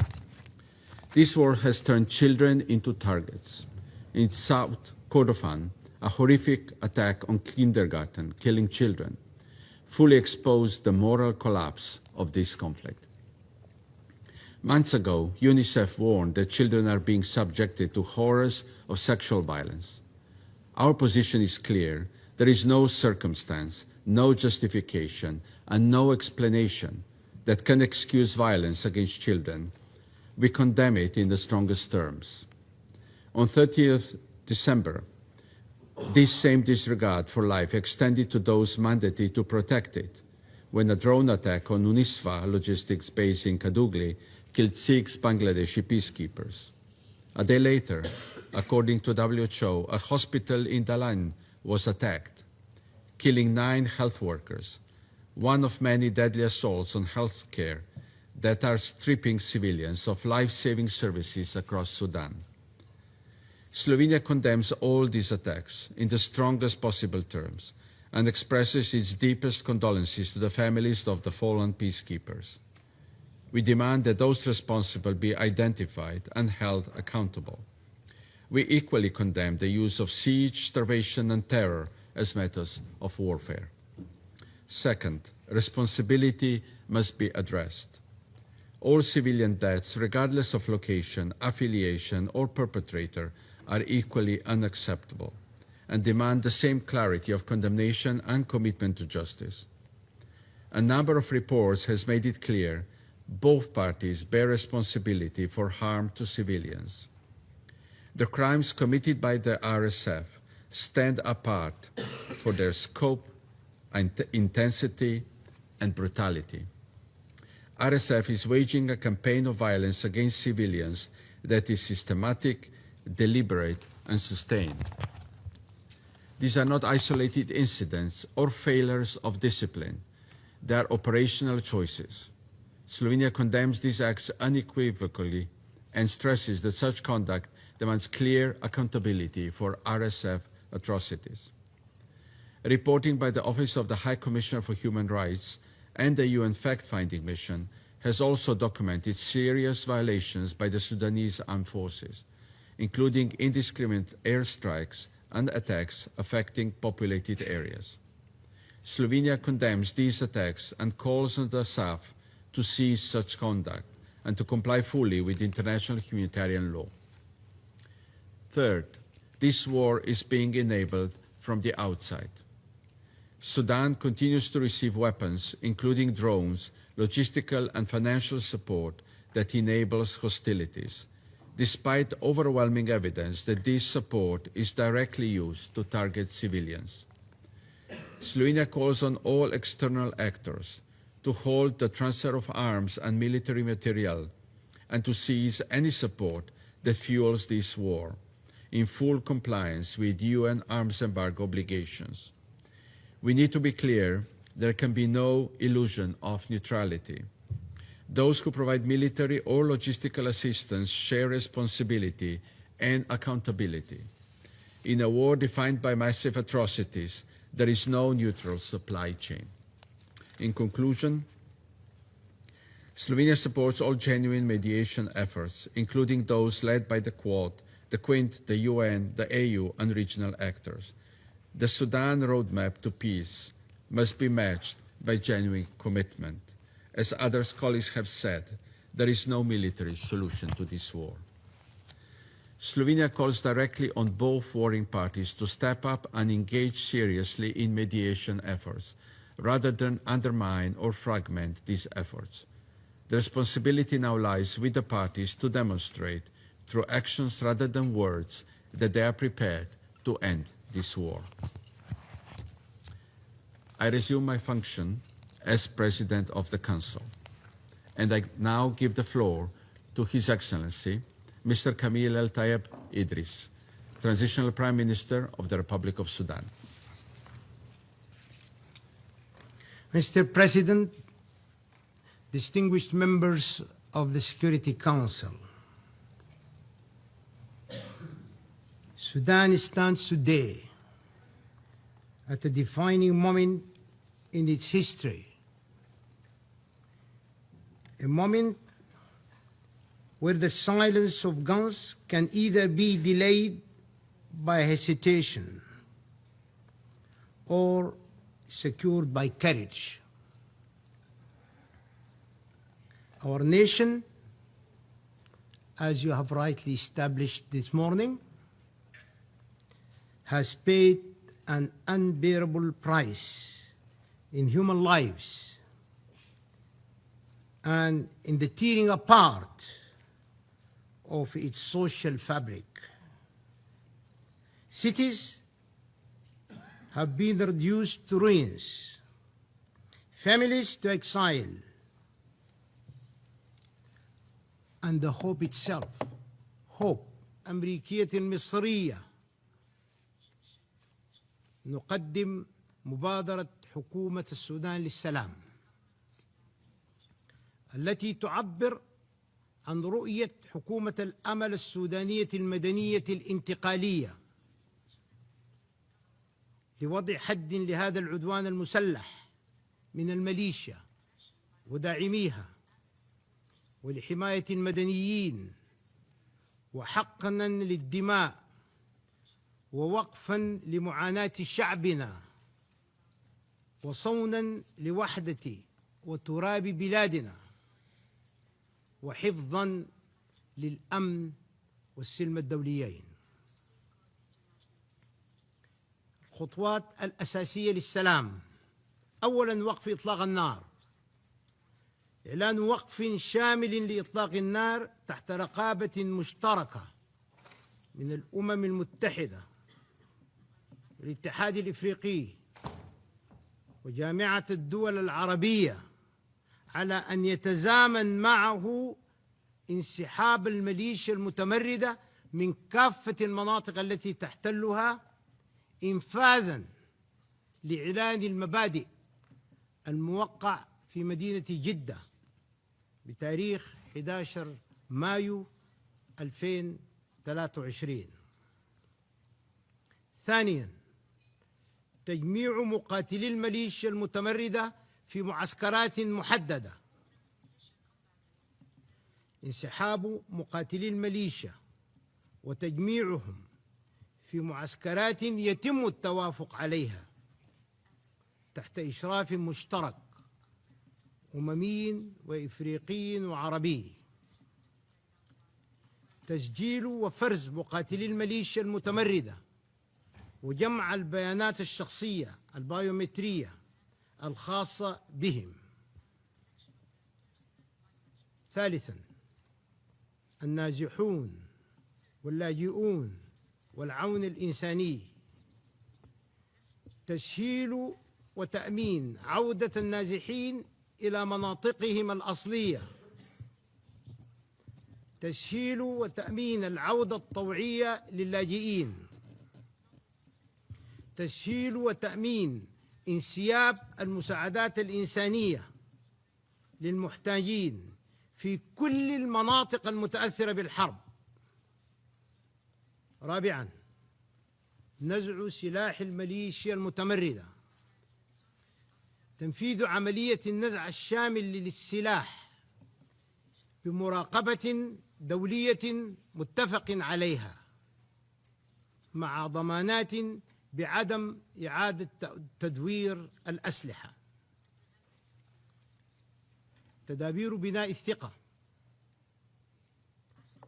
تتخذ حكومة الأمل المدنية السودانية الانتقالية تأسيساً على قرار مجلس الأمن رقم 2736 باعتماد الملكية الوطنية لصنع السلام تدابير بناء ثقة متعددة لضمان الاستجابة لمبادرة حكومة السودان للسلام، تشمل جوانب سياسية واقتصادية وأمنية واجتماعية تتمثل في الآتي: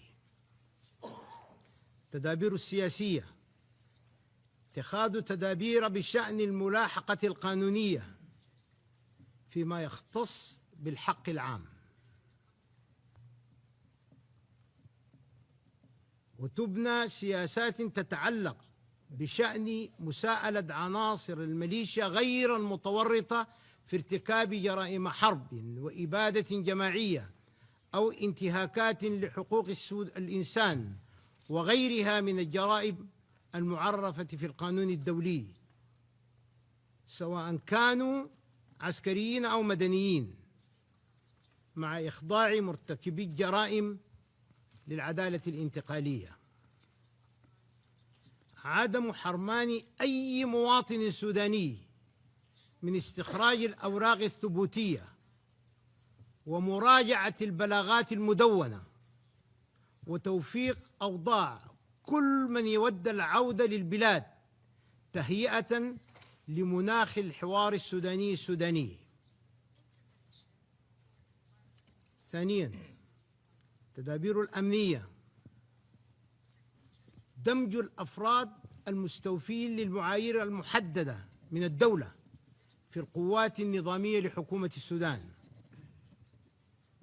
تنفيذ برنامج نزع السلاح والتسريح وإعادة الدمج المعروف بالDDR للمستوفين بغرض العودة إلى الحياة المدنية، دعم إعادة الدمج من خلال برامج دولية وإقليمية لإعادة تأهيل المقاتلين السابقين وتسهيل اندماجهم في المجتمع. ثالثاً، التدابير الاقتصادية، جبر الضرر، دعم المشاريع التنموية في ولايات دارفور وكردفان وبقية الولايات المتضررة عبر تخصيص موارد إضافية حكومية ودولية، فضلاً عن مشاريع إعادة الإعمار. خلق مشاريع إنتاجية عبر إنشاء صناديق للتمويل الأصغر بغرض تحسين المستوى المعيشي في المناطق المتأثرة بالحرب. توفير فرص عمل وبرامج تدريب مدني لإعادة تأهيل المقاتلين السابقين وتسهيل اندماجهم في سوق العمل، مع إشراك عناصر الميليشيا غير المدانين في تنفيذ تلك المشاريع. رابعاً، التدابير الاجتماعية، إشراك المدمجين والكيانات الأهلية الداعمة لهم في مبادرات السلم المجتمعي، وتوفير الفرص للمساهمة في برامج المصالحة الوطنية وجبر الضرر، بما يعزز إعادة ثقة المجتمعات المحلية فيهم.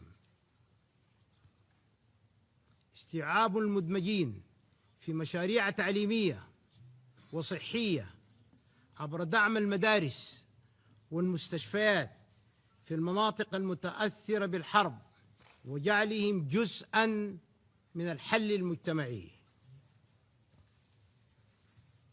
مؤتمرات المصالحة والسلم المجتمعي، عقد مؤتمرات دولية ومحلية جامعة لإعادة ترسيخ السلم المجتمعي والمصالحة والاستشفاء الوطني بالتعاون مع الأمم المتحدة والمنظمات الدولية والإقليمية والمانحين والدول الشقيقة والصديقة لمعالجة آثار الحرب ورتق النسيج الاجتماعي وخلق بيئة مجتمعية معافاة. العملية السياسية، انعقاد الحوار السوداني خلال الفترة الانتقالية الذي تتفق فيه القوى السياسية على كيفية إدارة الدولة وحكم البلاد، ويعقب ذلك انعقاد انتخابات حرة ونزيهة بمراقبة دولية لاستكمال استحقاقات التحول الديمقراطي الشامل.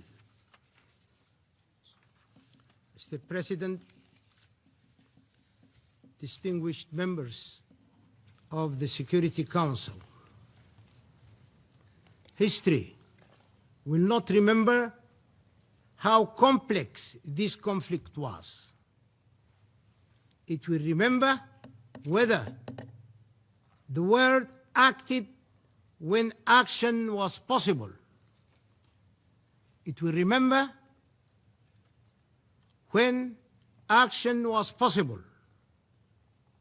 The government of Sudan Peace Initiative offers a clear test of our collective resolve. A ceasefire that can be monitored, disarmament that can be enforced, justice that is not selective, and reconciliation that is not superficial.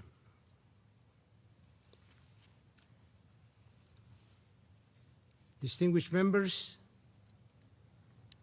the initiative affirms a simple and enduring truth: there is no peace without accountability, no stability without a single national authority, and no future without healing. Sudan seeks neither impunity nor endless war. It seeks a just peace anchored in law and safeguarded by the international community. You are the international community.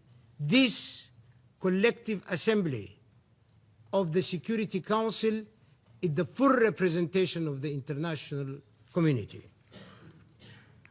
This initiative can mark the moment when Sudan stepped back from the edge and the international community, you stood on the right side of history. Let this council be remembered not as a witness to collapse, but as a partner in recovery. I am here today, distinguished members of the Security Council, therefore, to seek your undivided attention and full support. Thank you for your attention. I thank His Excellency Mr. Idris for the statement. I now give the floor to the representative of Turkey. Mr. President, I thank ASG 𝗟𝗃 and Director Wosorno for their briefings and Mr. Hudson for the naked truth. I also would like to welcome His Excellency Mr. Kamil Idris, Prime Minister of Sudan. Unfortunately, the conflict in Sudan has turned to a humanitarian catastrophe. Sudan has become the largest displacement crisis in the world, and the numbers are continuing to grow. Turkey defines Sudan's unity, territorial integrity, sovereignty, and independence as one of the basic tenets of our principled approach to the region and Africa as a whole. We are deeply saddened by the recent developments in 𝗟𝗃 and Kordofan. We strongly condemn the atrocities committed by the RSF against civilians and call for the urgent access of humanitarian assistance to the relevant regions. We also condemn the attack on the logistics base of the United Nations Interim Security Force for 𝗟𝗃 in Kadugli, the capital of South Kordofan. I wish to express Turkey's condolences to the families of the fallen peacekeepers and to the government and people of Bangladesh, and wish a swift recovery. Mr. President, it is only through legitimacy and dialogue a sustainable solution to the conflict can be found. We support regional and international initiatives aimed at ending the conflict, easing the human suffering, and preserving Sudan's unity, stability, and security. The efforts of the international community should turn into an inclusive peace process that will enable a permanent ceasefire, followed by a comprehensive political process, of course, and accountability. In order to contribute to the normalization of the country, Turkish Cooperation and Coordination Agency reopened its office in Port Sudan. Also, Ziraat Katılım Bank has relaunched its operations in the country. Turkish Airlines started Istanbul-Port Sudan flights on September this year. The continued presence of Turkish Embassy in Port Sudan at the ambassadorial level is a clear testament to our determination to stand with Sudan. In these difficult times, we do not remain indifferent to the ongoing humanitarian situation in the country. Turkish hospital in Nayala, the capital city of South Darfur, continues to provide health services to the Sudanese people despite all the setbacks and hardships. In addition to our previous humanitarian aid, 4 Turkish aid ships, 2 of them prepared by the Turkish NGOs, delivered approximately 10,000 tons of aid to Port Sudan since the summer of 2024. Turkish Ministry of Health has sent 64 tons of medical supply to help Sudanese people fight cholera in this July. In cooperation with Turkish Disaster and Emergency Management Authority and the International Organization for Migration, arrangements of the shipment of 30,000 tents were completed. First shipment already arrived. Rest of the tents will be delivered soon. Mr. President, in the midst of growing number of global crises and challenges, Sudan must not be allowed to fade from the international community's focus. That's why I appreciate the initiatives by His Excellency Prime Minister very much. Establishment of a reliable ceasefire, sustainable and safe delivery of humanitarian aid remains to be urgent needs. People of Sudan must be freed from the grip of violence and death. Turkey once again underscores its firm support for the people of Sudan and appeals to the international community to enhance and enforce efforts to end the conflict. And thank you. I thank the representative of Turkey for the statement, and I give the floor to the representative of Egypt. سيد الرئيس، اسمحوا لي بداية أن أرحب بتواجد دولة رئيس الوزراء السودان الدكتور كامل إدريس بيننا اليوم في هذه الجلسة التي تنعقد في لحظة فارقة من تاريخ السودان الشقيق على نحو ما تفضل به دولة رئيس الوزراء منذ دقائق. يمر خلالها هذا الجار العزيز على قلوب المصريين جميعا بأزمة عميقة تحمل تداعيات سلبية وخطيرة على الأمن والاستقرار الإقليمي والدولي، وعلى دول جوار السودان بشكل خاص، باعتبارها الأشد تأثراً بالأزمة والأكثر تحملاً لأعبائها. سيد الرئيس، أعضاء المجلس الموقر، انخرطت مصر على مدار العامين الماضيين في كافة الجهود الدولية الرامية لاستعادة استقرار السودان، إدراكاً منا لمكامن الخطر المتعددة لهذا الصراع، خاصة بالنظر إلى موقع السودان الاستراتيجي في قلب القارة الإفريقية وحدوده المشتركة مع 7 دول وسواحله الطويلة الممتدة على البحر الأحمر، وتداعيات انتشار عوامل الفوضى وانعدام الأمن، والتي تشمل تهديد أمن وسلامة الملاحة في البحر الأحمر وتقويض الاستقرار في منطقة القرن الإفريقي، وانتشار الإرهاب والجريمة المنظمة وتزايد موجات الهجرة غير الشرعية وتهريب السلاح والبشر، وجميعها عوامل قد تحول السودان لا قدر الله إلى أزمة تهدد السلم والأمن الدوليين وليس فقط محيطه الإقليمي. وفي هذا السياق تواصل مصر جهودها ومساعيها الرامية إلى وقف الحرب في السودان بالتعاون والتنسيق مع كافة الشركاء الدوليين والإقليميين، حيث تشارك مصر ضمن الآلية الرباعية الدولية من أجل وضع حد لمعاناة الشعب السوداني الشقيق وتسوية الأزمة السودانية من خلال العمل على التوصل إلى هدنة إنسانية شاملة في أقرب وقت ممكن، بما يؤدي إلى وقف مستدام لإطلاق النار يتضمن إقامة ملاذات وممرات إنسانية آمنة لتوفير الحماية للمدنيين السودانيين بالتنسيق الكامل مع مؤسسات الدولة السودانية، وذلك بالتوازي مع مساعي تدشين عملية سياسية شاملة يقودها الأشقاء السودانيون.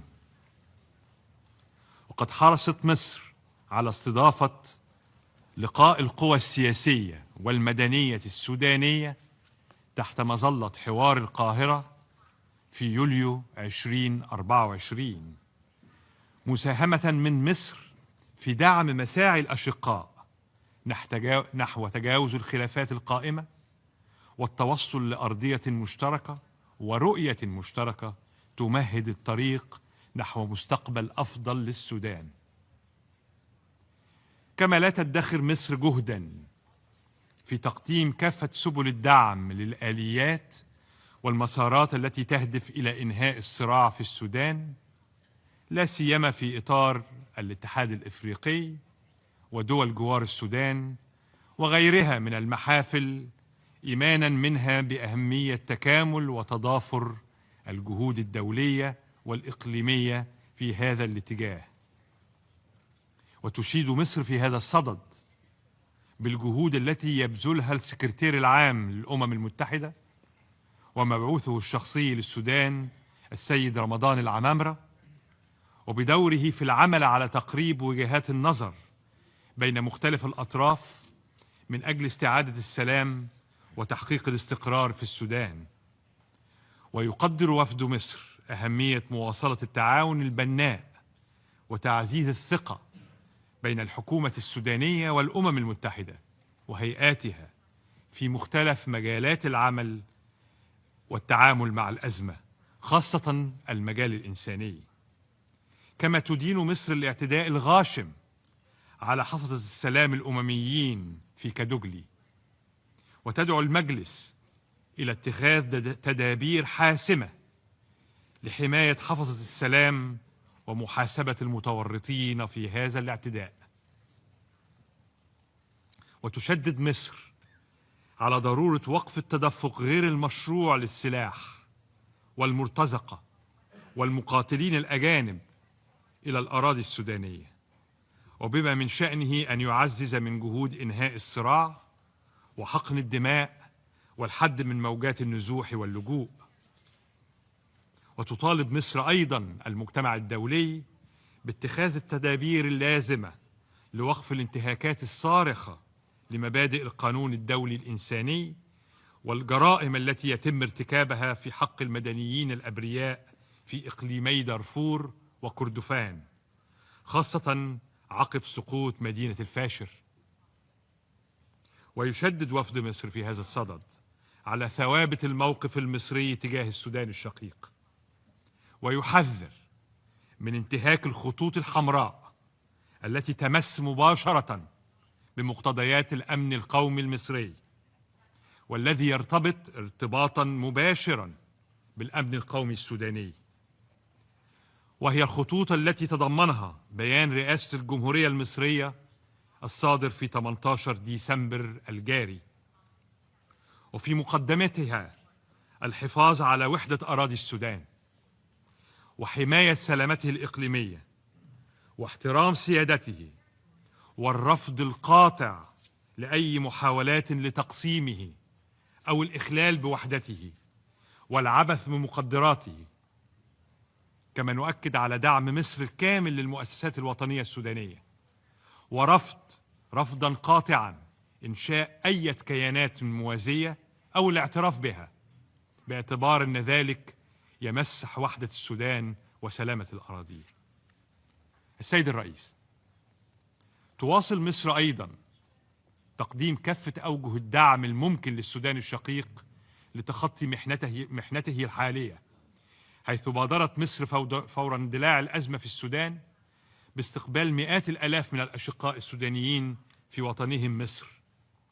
وتستمر الحكومة المصرية في تقديم المساعدات الإغاثية العاجلة بما يشمل مواد غذائية وإعاشية ومستلزمات طبية للأشقاء المتضررين من النزاع داخل الأراضي السودانية، بالإضافة إلى دعم عدد من المشروعات التنموية لتوفير الخدمات الأساسية لهم، خاصة في مجالات الطاقة وتطوير البنية التحتية. وفي الوقت الذي نتحدث فيه اليوم يتواجد في السودان الشقيق قافلة طبية مصرية تضم مجموعة من خبراء من خيرة أطباء مصر في التخصصات المختلفة لتقديم العلاج وإجراء الجراحات اللازمة للأشقاء، بالتوازي مع توافد أطنان من الأدوية والمستلزمات الطبية لدعم المستشفيات والأطقم الطبية السودانية. سيد الرئيس، إن الوضع في السودان حاليا لا يجب أن يكون مجالا للتنافس أو ساحة للتناحر، بل إنه يتحتم علينا جميعا التعاون والتنسيق المخلص والشفاف من أجل الخروج بالبلاد من هذا المعترك، والتوصل في أسرع وقت لهدنة إنسانية تسمح بتعزيز نفاذ المساعدات والإغاثة اللازمة لملايين النازحين من الشعب السوداني، يعقبها الانخراط في مفاوضات للتوصل إلى وقف دائم لإطلاق النار، ثم استئناف العملية السياسية بما يسمح بنجاح الفترة الانتقالية في السودان. ختاما، أعاود التأكيد على تضامن مصر الكامل مع السودان الشقيق في مساعيه لتخطي الأزمة الحالية، وسوف تواصل مصر دعم الشعب السوداني بكل قوة لتمكينه من استعادة حقه المشروع في حياة كريمة، دولة آمنة تحقق طموحات شعبه وتحافظ على مقدراته وتنطلق به إلى آفاق التقدم والتنمية والرخاء. وهنا أدعو المجلس الموقر لتسجيل ودراسة الرسائل الهامة والنقاط الحيوية التي وردت في بيان معالي رئيس الوزراء السوداني، ونرجو اعتبارها مدخلا أساسيا في خطة المجلس المستقبلية الهادفة لإيقاف الحرب ورفع المعاناة عن الأشقاء السودانيين. شكرا سيد الرئيس. I thank the representative of Egypt for the statement. And now I give the floor to the representative of United Arab Emirates. Mr. President, I thank Assistant Secretary General Mr. 𝗟𝗶𝘃𝗲 and Director of Operations and Advocacy Ms. 𝗟𝗏 for their briefings on the catastrophic situation in Sudan.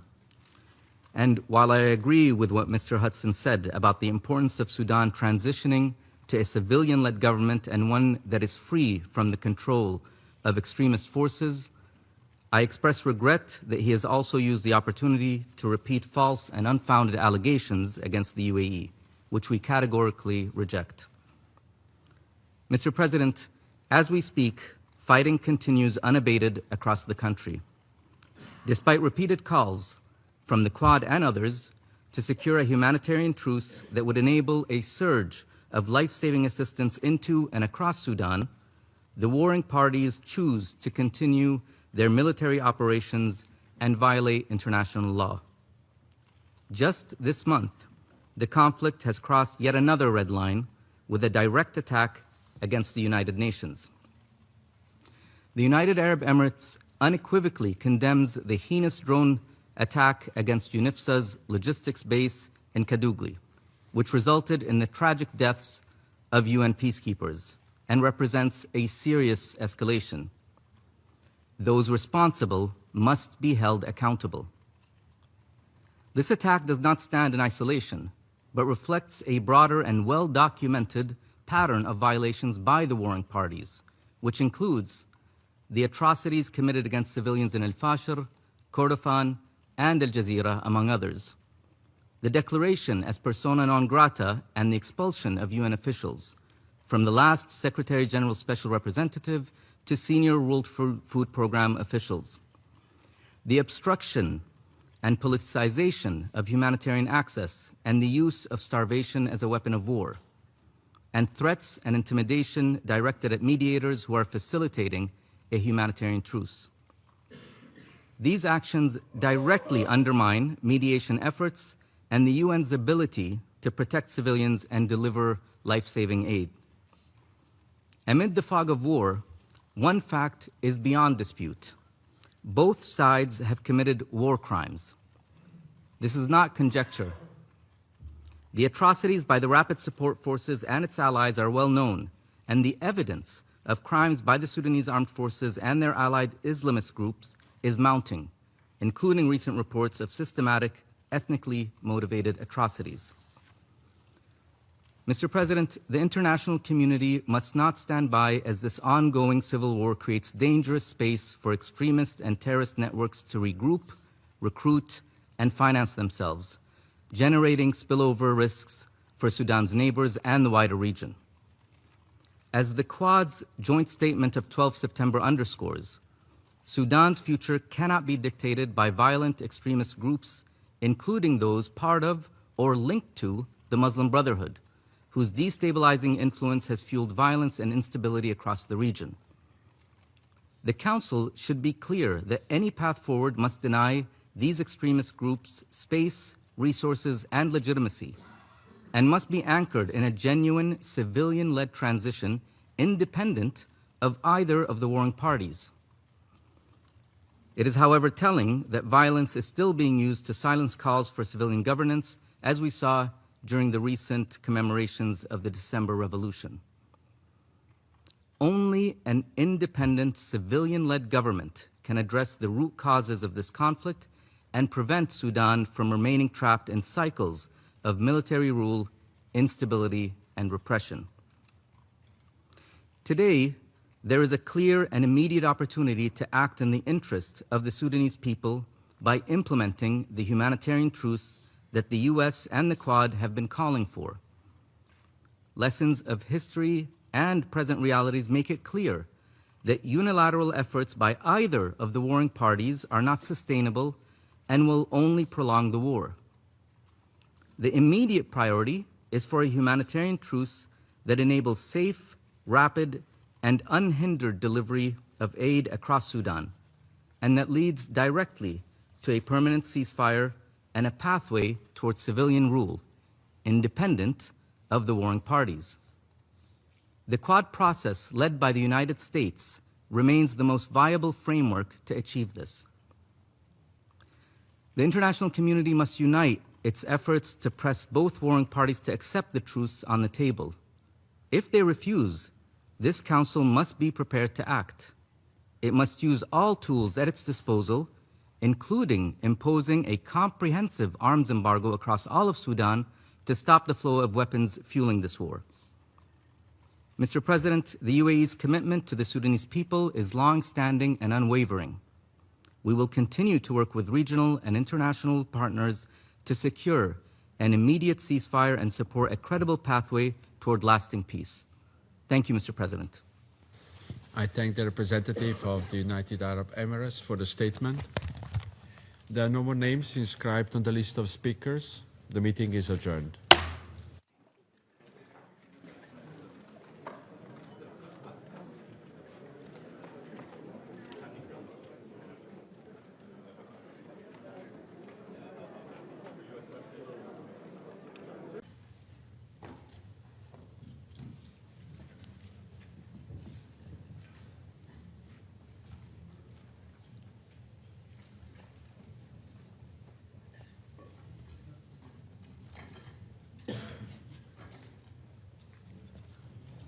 The Security Council will now begin its consideration of item 2 of the agenda. I would like to remind everyone that this is an official meeting of the UN Security Council.